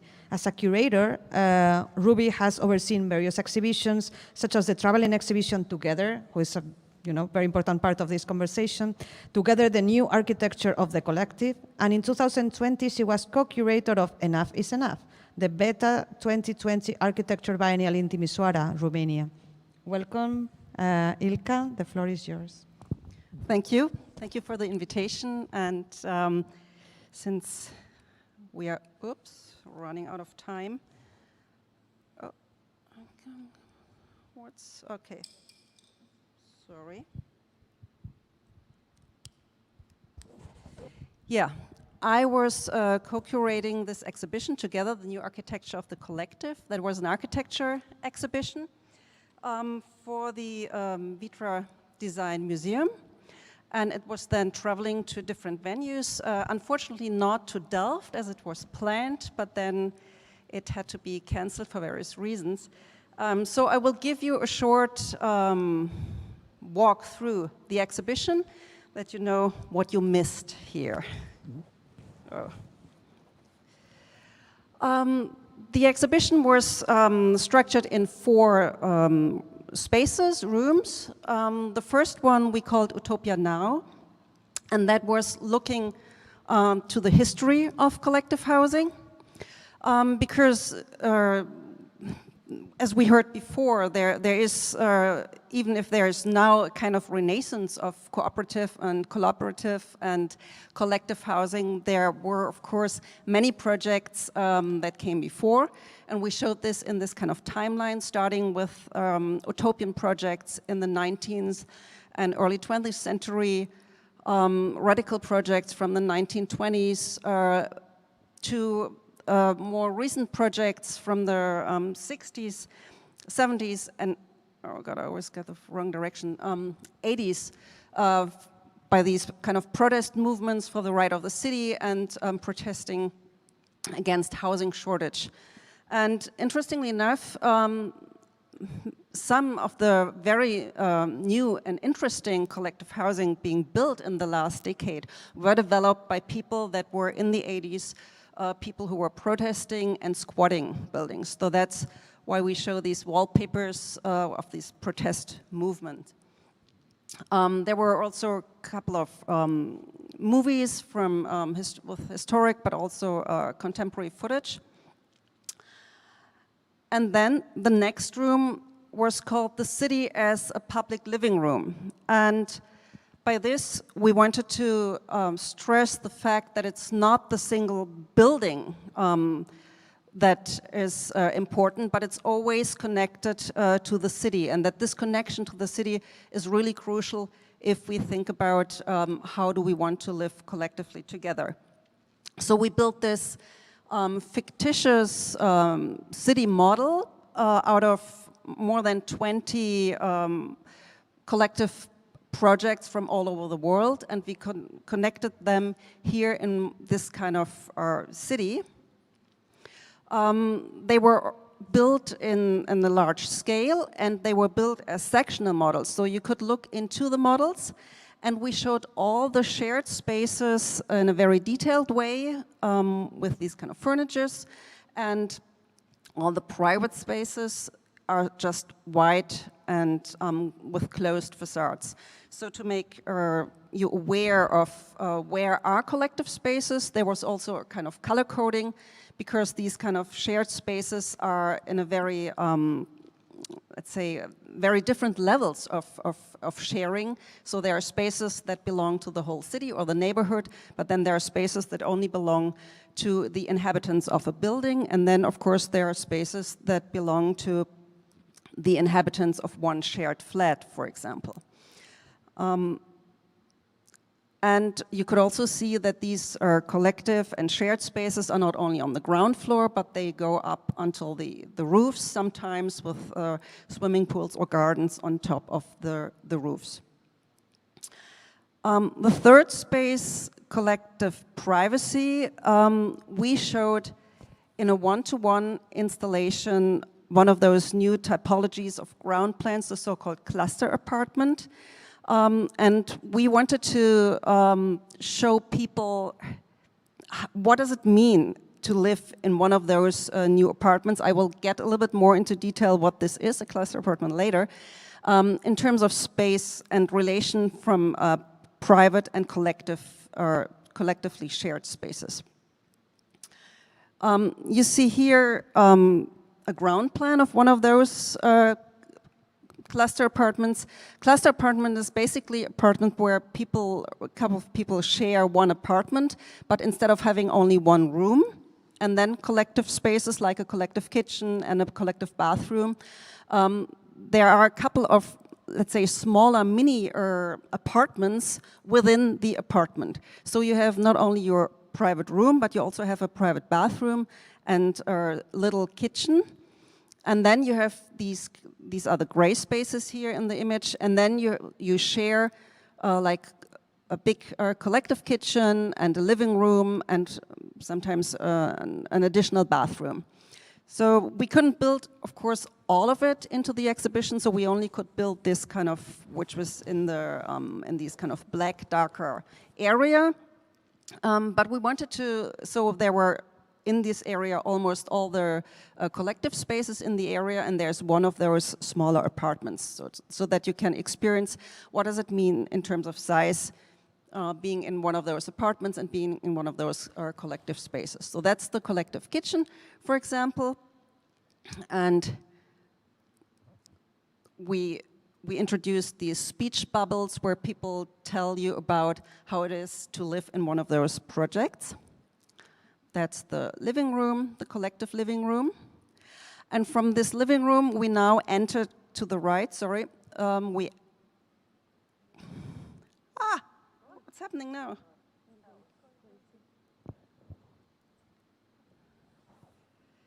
Okay.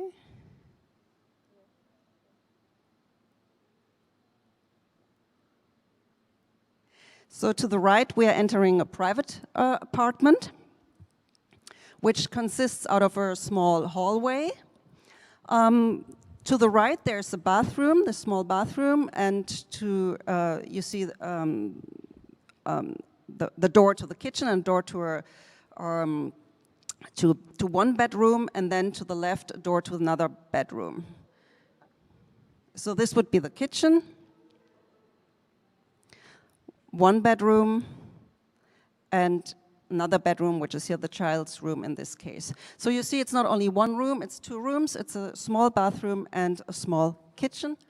But this is the private space, and you share these collective spaces. The fourth room was called It Works Together, and this was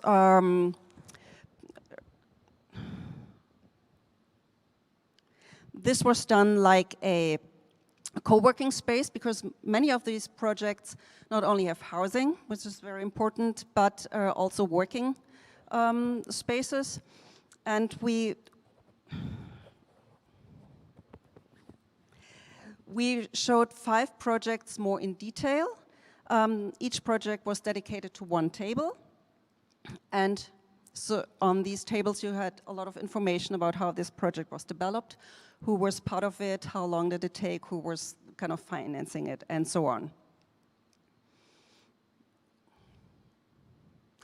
And For the last venue, the exhibition traveled to Hamburg, and we curated an additional room, which is called, what about Hamburg? What's doing? I don't touch it, it's just... Can you provide another clicker? Yes, please, because this doesn't...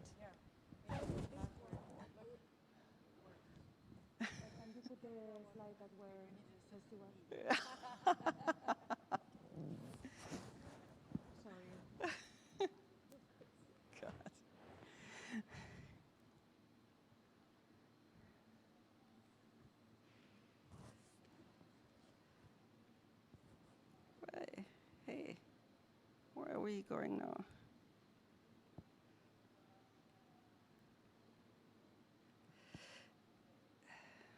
Here we are.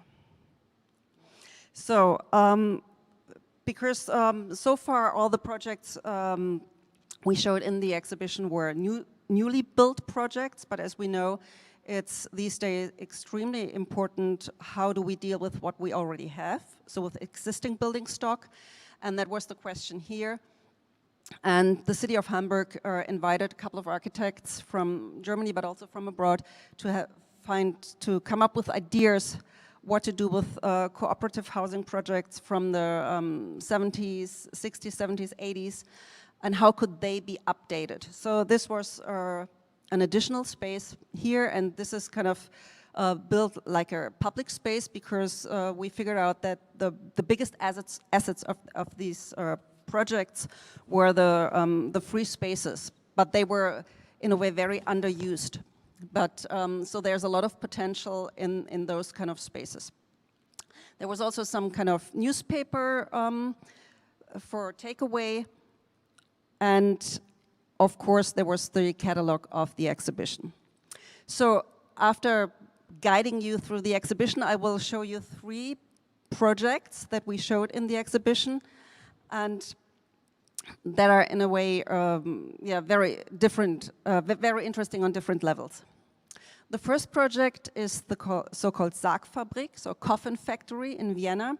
Is almost a historical project because it's from the 80s. It was started in the 80s by a group of people who wanted to live differently. They wanted to live together. They wanted to live together in the city because at that time a lot of people went to the countryside to create projects, but said, no, we want to stay in the city. And we don't not only want to live together, but we also want to share a lot of functions together. So we want a music room, we want a swimming pool, we want a restaurant, and so on. And I'll show you 2 minutes of a movie that was made, a documentary on that project. It's only 2 minutes of that, so that you get a little bit of an impression how it is to live there. It's in German, but it's with English subtitles. I don't know, do I have to press to start it? Oh no, you do this.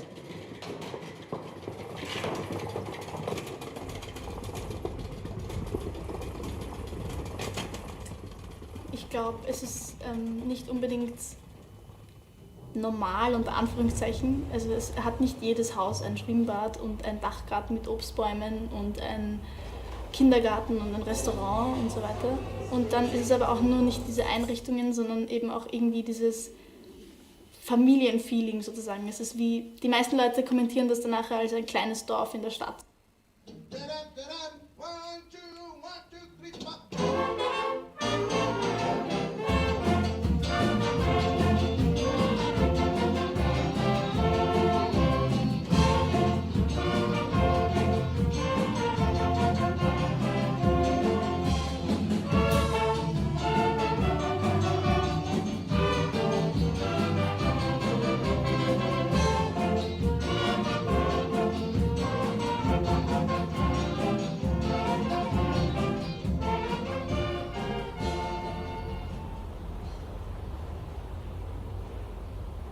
Ich wäre nie auf die Idee gekommen, sowas zu machen, weil ich hätte mir gedacht, sowas planen mit eigenen Wünschen und sowas, das ist nicht möglich, außer man hat sehr viel Geld.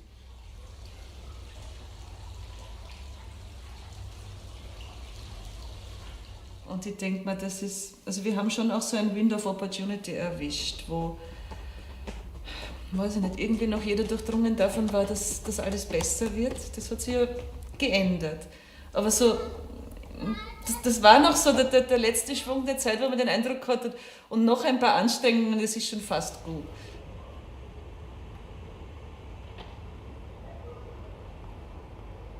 Es ist irgendwie sehr witzig, dass das noch immer, meine Güte, so Grundrisse oder Situationen wie hier in der Missendorfstraße, der Gemeinschaftsraum, das muss man einmal irgendwo sehen und dann sagt man, okay, hat es sich gelohnt? Naja, es ist ganz schön.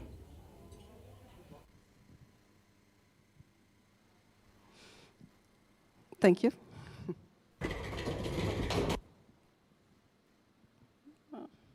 So I will show you briefly the ground plans. This is the, you see here the more orange parts. This is the housing, the living units. There are private units that are the lighter ones, and then there are shared units also for assisted living that are the darker ones. And the green parts that are shared or collective functions, so there's a restaurant and a seminar space, and there are also, of course, also outdoor spaces. And then when we go to the basement, there is this, the green one is, the big green one is this music concert hall, which is also a jazz club. And the blue one is a pool area that you have seen before. This is also not only for the inhabitants of that project, but it's open to the neighborhood. So you become a member of that club, let's say, and then you get the key, and then you can use it 24/7. There are also other different workshops. And there's this, the garden on top of the roof. So why is this project so interesting? I mean, and how did they manage to do this? How did they manage to realize it? They wanted to apply for social housing funds, but they realized that social housing funds only subsidizes housing. So all the other functions they wanted to have would have not been subsidized by social housing. And then you can, of course, question how social is social housing if these kind of functions that are social not being subsidized. But they had to be, so they had to be a little bit more inventive, and they came up with the idea to declare the project a dormitory. Because if you apply for dormitory funds, you have all these kind of shared functions like shared kitchen, shared bathrooms, shared music rooms. So the shared kitchen became the restaurant and the cafe we see here. The shared bathrooms became the swimming pool, and the shared music room became their concert hall and the jazz club. And with the dormitory, you don't need to provide parking. So there is a lot of free space that is free of cars, and also there is space in the basement, not for parking, but for this pool, have we seen before. So that was a project many architects always refer to, but in a way it was never duplicated.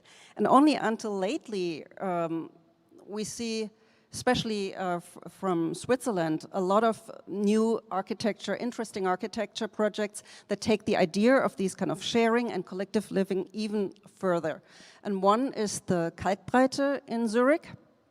It's on a whole block, and the project was developed on that site. So there's this tram depot, and this tram depot is also still there. So it's built on top of that depot. And what is interesting here is that there's also no cars allowed in this project. So when you rent, when you become part of this project, you declare with your contract that you will not have a car.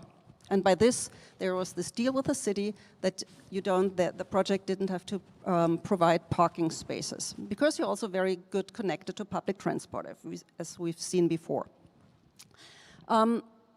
There's around 60% is dedicated to housing, and 40% is dedicated to other functions. These other functions are, for example, like shopping, supermarkets, like these packaging-free supermarket. There's a cinema, there are bars and restaurants, and you see this stair going up on top of the tram depot, which is it's a public garden plaza area. There's a kindergarten. There are spaces you can rent for working, for doing stuff, for having a party. This is the lobby. This is also the lobby to there's a guest house included in this project. There's this library for the inhabitants. There are washing machines that you can share. There's a cafe that is run by the inhabitants. There's even a freezer room, so you don't need a big freezer in your apartment. You can use this here. And there's this kitchen restaurant where they hired a professional chef.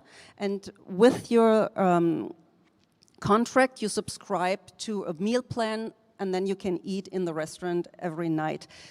The restaurant's also cooking for the kindergarten. And we have a variety of ground plans, so from single to really big, also cluster apartments that cater to really a variety of people. And we've talked about sufficiency before. There's also some rules here that you are not allowed to live in a big apartment, like a 3-bedroom apartment, if you're alone. So you're only allowed to have the number of bedrooms minus 1 to live in these apartments. The next project, More Than Housing, is also in Zurich, and this is even bigger. It's on the scale of the neighborhood. It's 13 buildings, and talking about networks before, this is developed by a network of cooperatives. Here again, we see the ground floors are mostly dedicated to public functions like shops and kindergartens. There's also a small hotel or guest house included. It's mostly car-free. You're also not allowed to have a car, only if you can prove that you really need it, or because out of health reasons, or where you can't use public transport to go to your work. So there's a lot of space to be appropriated by the inhabitants. And they also have a mobility hub where you can rent bikes, cargo bikes, or electric bikes, all kinds of bikes. They have car sharing with electric cars, and 10 to 15 spaces that they share for different activities. Also, the circulation spaces are done in a way that there's as much as possible communication between inhabitants. There are even these kind of windows between the private spaces and the circulation space, like here in some buildings. So I wanted to show you again a little bit of this kind of cluster ground plan I talked before, because in that project, More Than Housing, there are a lot of these kind of cluster apartments. You can see it here very well, how these kind of mini apartments are grouped in the big one. I'm almost done. This is how these kind of collective spaces look like. And this is my last slide where I want to show you again a little bit the numbers. And if we only look at to the left, which is also from this More Than Housing project. So the spaces, or the apartment spaces, are between 30 and 46 square meters here, so it's pretty small. The total square meters per person in an average is 39 square meters, which is way below the average in Switzerland, which is 46, 48. And I Googled the Netherlands, and this is 65, I found out. Correct me, I only did a quick search today. But you might think this is small, and oh my God, I don't have enough.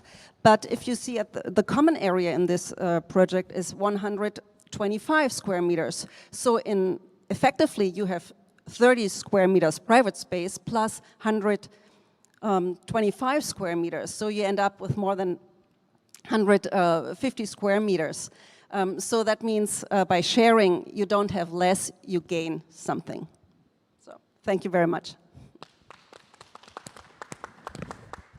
That was a very good way of closing, saying like by sharing you are not losing anything, but you are gaining. I think that's, well, we don't have that much time, but I want to quickly ask you maybe two questions. One is, what were your dream scenario with this exhibition and project? Who would you wanted to address, or with whom you wanted to have this conversation, and what would be the outcome, desired outcome of having this exhibition, traveling, and this publication? Yeah.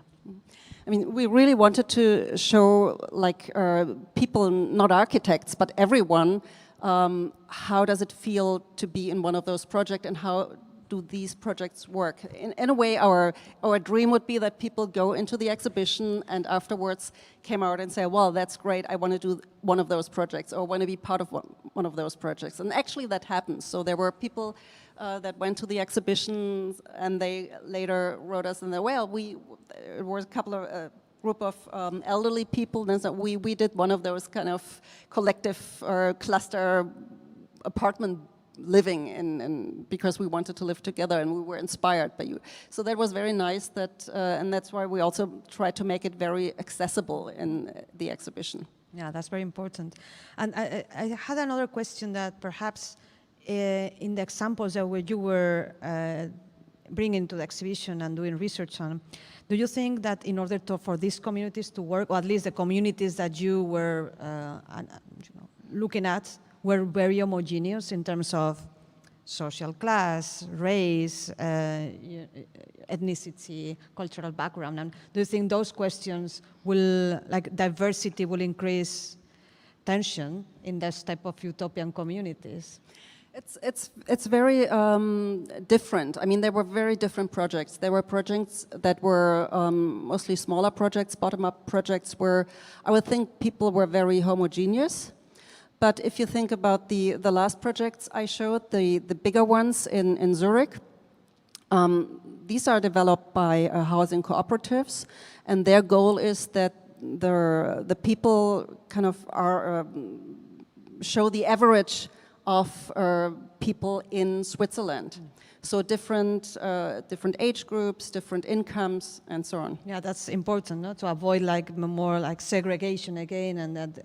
But that's also the. I mean, if it's a cooperative, you have a say, and you can decide on, because you're part of that. You become part of that cooperative, and then you can decide who's part. How is it developing, in which direction, and who's renting the shop. Is it some kind of chain, or is it the local, I don't know, coffee roaster or whatever? So there is, of course, the possibilities and also the possible difficulties. No, thank you, Ilka. Maybe I want to again open up the conversation. We don't have much time for questions, but just to summarize, I was, a few points that we can bring not only to the end of the conversation because it's almost over, but to the future conversations perhaps, because you're going to have more events. The next one is on October 7th. So for me, it was very interesting to have in mind that we not always have to jump immediately to solve questions or to respond to questions, but sometimes we have to ask if the questions that we are being asked are the right ones, as Darinka mentioned. With Tina, I think was very important to look into the sufficient. What is sufficient? I think that I'm still intrigued. I would love to have more conversations about these new ideas about creating parameters to address that question. Or the question of a scale, what is possible to scale up or not, I put in a difficult situation at George when I was asking about how to go about freeing land. So what are the strategies of challenging housing ownership in different ways, and how we always think about housing ownership as the panacea of all the problems or the aspirations of society, and then how it can be maybe rethought. And obviously, like, how about going to about policies, how to be very savvy, and as some of the communities that found out how to get funding to create this kind of collaborative projects by changing the name from social housing to dormitory. I think that was quite a learning as well. So I have very straightforward question for all of you. One will be, what will be, in your opinion, the main agent who is preventing the existence of more accessible, equitable housing system? What do you think, who or what really prevents that we right now have a more accessible or equitable housing system? Well, I think Josh indicated, I mean, the economic parameters of it as well, very well. So, but one of the elements that has not been put on the table comes down to the espresso machine that was mentioned in your talk. And that's quality. Quality of the produce we surround ourselves with, quality of life, yeah? And I think the stress over the past, 50, 60 years has been very much on the quantity. Really there has been a shift around the Second World War whereby the stress really went from, from reuse to the throwaway society. There's a very nice cover of a Time magazine of the 50s sometime, where really the throwaway society is introduced as a way forward, yeah? I think we all know by now that's not what we want. We don't want oceans filled with plastic. But we also have to rethink how we can obtain the quality that we are capable in the society to deliver. I mean, many of the products that we think we need on a daily basis have improved a lot. We can have wonderful espresso machines now, Coffee was a luxury product, but now even the way in which you make it is a luxury product, yeah? So I think really this really demands a major shift from our society to think in terms of sufficiency, but sufficiency driven by the preference of quality over quantity. So you're saying that one of the things might be preventing the widespread development of this collaborative housing is the apparent lack of quality. Yes, but it really seeps down in many different parts of our world. I mean, like in education, we don't value anymore craftsmanship. Yeah, I think that's really a lack in our education. Kids who are not smart enough to to do the higher levels of education. There, then you go and study electricity or whatever. It's ridiculous. We really need good craftsmanship, and craftsmanship that really strives towards less but better products. Thank you, Tine. Anyone else wants to put something on the table? I can go next, yeah.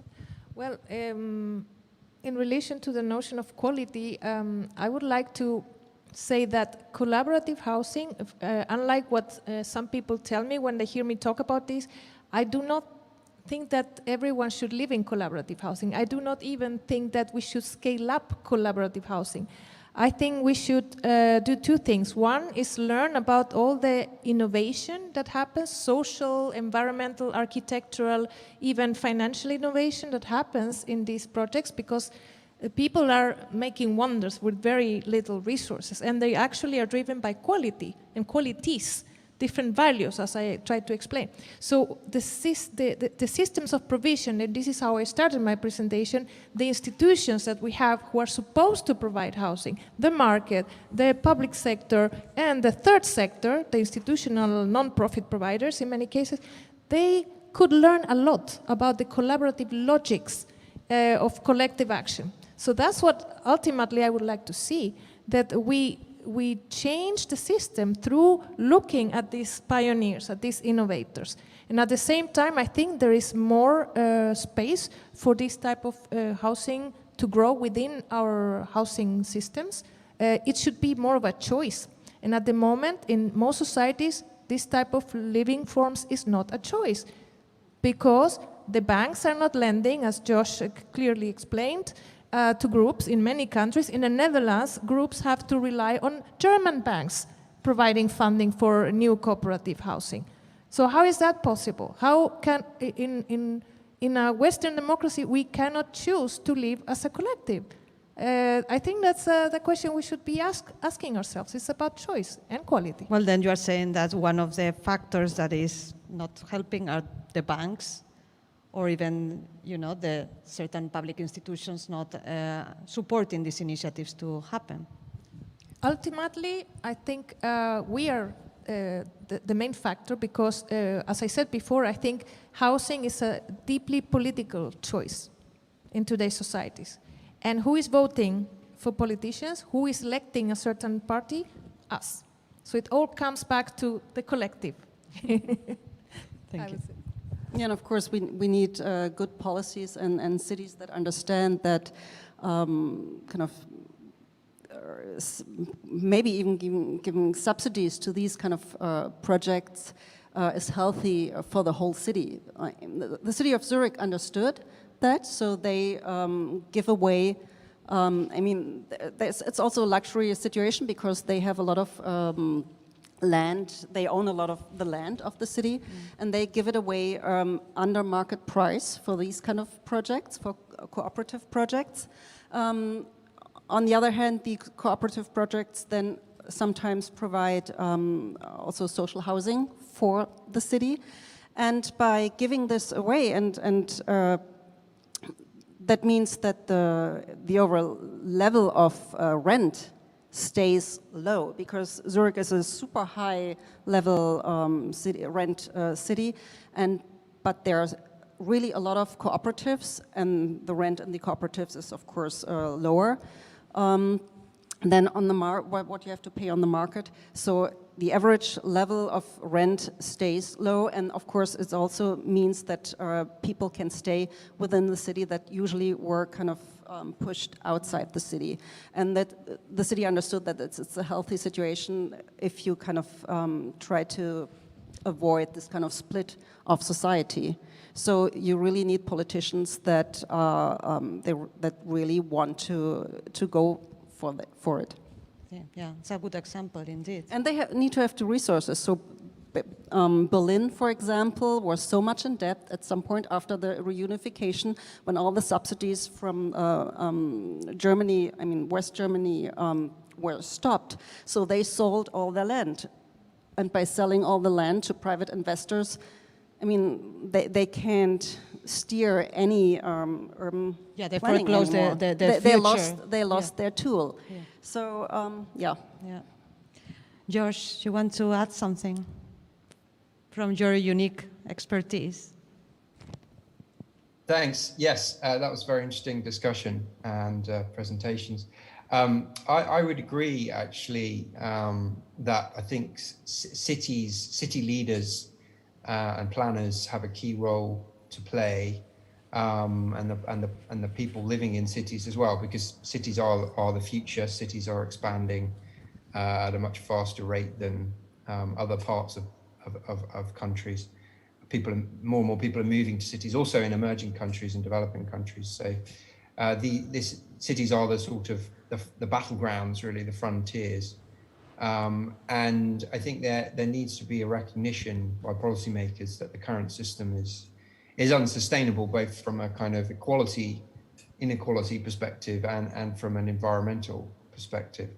But I would just re-emphasize that I think the housing crisis it's a political economy problem, and it's a macroeconomic or macro political problem. It's not something we can just expect to sort itself out at a sort of local level. It does require politicians, brave politicians and leaders to face up to the challenges, to to push back against rising wealth inequality, to push back against speculative financial investments into housing, and to sort of reassert the role of housing as a consumption good, a utility, like education, like water, like health, rather than a speculative asset, financial asset. That's the key change that we need to see in our societies. And I think, as we've heard, the example of collaborative housing models gives a very rich and colourful and exciting alternative that maybe can appeal to a broader population and help people, put pressure on politicians to make that kind of shift. Thank you. I totally agree. Like how, we can see housing not as a repository of money, like a financial asset, but something as a right as well. I'm getting signs like cut, but I have a last question. Maybe you can respond to that very quickly because it's important. Obviously, we are not in the School of Economics or in the political sciences and so on. We are in the School of Architecture. So what can we say, or what would you say to the young architects that are now, encountering this as their current assignments in school and future assignments outside? What should they do? Ethically, or as designers or planners, what would be your advice to them? Would it be okay if I took that first? Sorry, yes. I've got to go. I've got 2 kids waiting for me. I would just emphasize the importance of the sort of big picture challenge that I've outlined around the wider economy and the political system.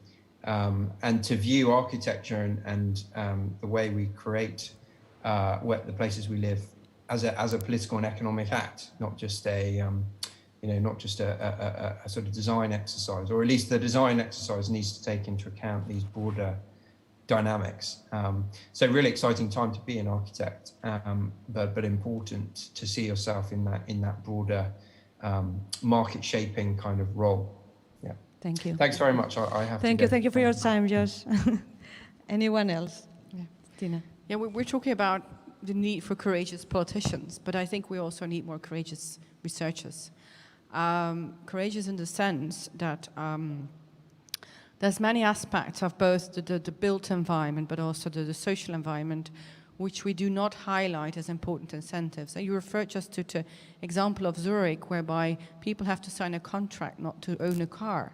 It's actually a very difficult message to bring across if it's not embedded in a broader vision. Yeah? But it is up to us researchers to highlight those instruments, to provide examples, and to connect it to the broader context and show what that one decision can bring along. It can bring along a novel way of building. It's actually important to enable that way of building, because that way you can save spaces for living instead of for cars. It can enable new ways of transport, whereby people choose to, for example, to have their own public transport within this collectivity. It can enable new parks. So that one measure, we need to highlight it's been done. So compare it across Europe, where has it been done, but also connected to the context and the consequences of it. And that's maybe the most courageous part, although we don't realize it, translate this into knowledge that is actually accessible for politicians. I'm very much in favor of more policy, evidence-based policy, but to be honest, we as researchers often do not do the effort of making it useful for policy. Thank you. Yeah, I think it goes a little bit in that direction. I mean, architects are able to create these examples that you can go and see how they work. So I think, and they can create these examples by also listening to people, what they want, how do they want to live, but they have the capacity to kind of translate these ideas and dreams and into space. And this then, once it's built, is again, I think a very good example to show other people, just give example how it could work. And by giving these good examples, ideas could proliferate. Yeah, to show that it's possible, no? Thank you. Darinka. Very brief word. I completely agree with Ilka, and because I teach future architects and urban planners, I also ask myself that question. And I think, look, by building a building or a part of a city or whatever, you're not going to change the world. But every little action you take in your profession will have an impact, and you need to be aware of this impact, the social impact, the ethical impact. So I think architects are also citizens. So in our practice, we need to consider the implications for society of how we're building, what we're building. So that would be my recommendation. Well, with that, we leave it here. I want to thank all the speakers. Thank you so much for such an inspiring presentations. Tine, Darinka, Ilka, George. To the BK Talk team, who is like about to kill me, and to everyone who has been listening. So thank you so much. And to be continued on the October 7th, again, Project Together. Thank you and good night.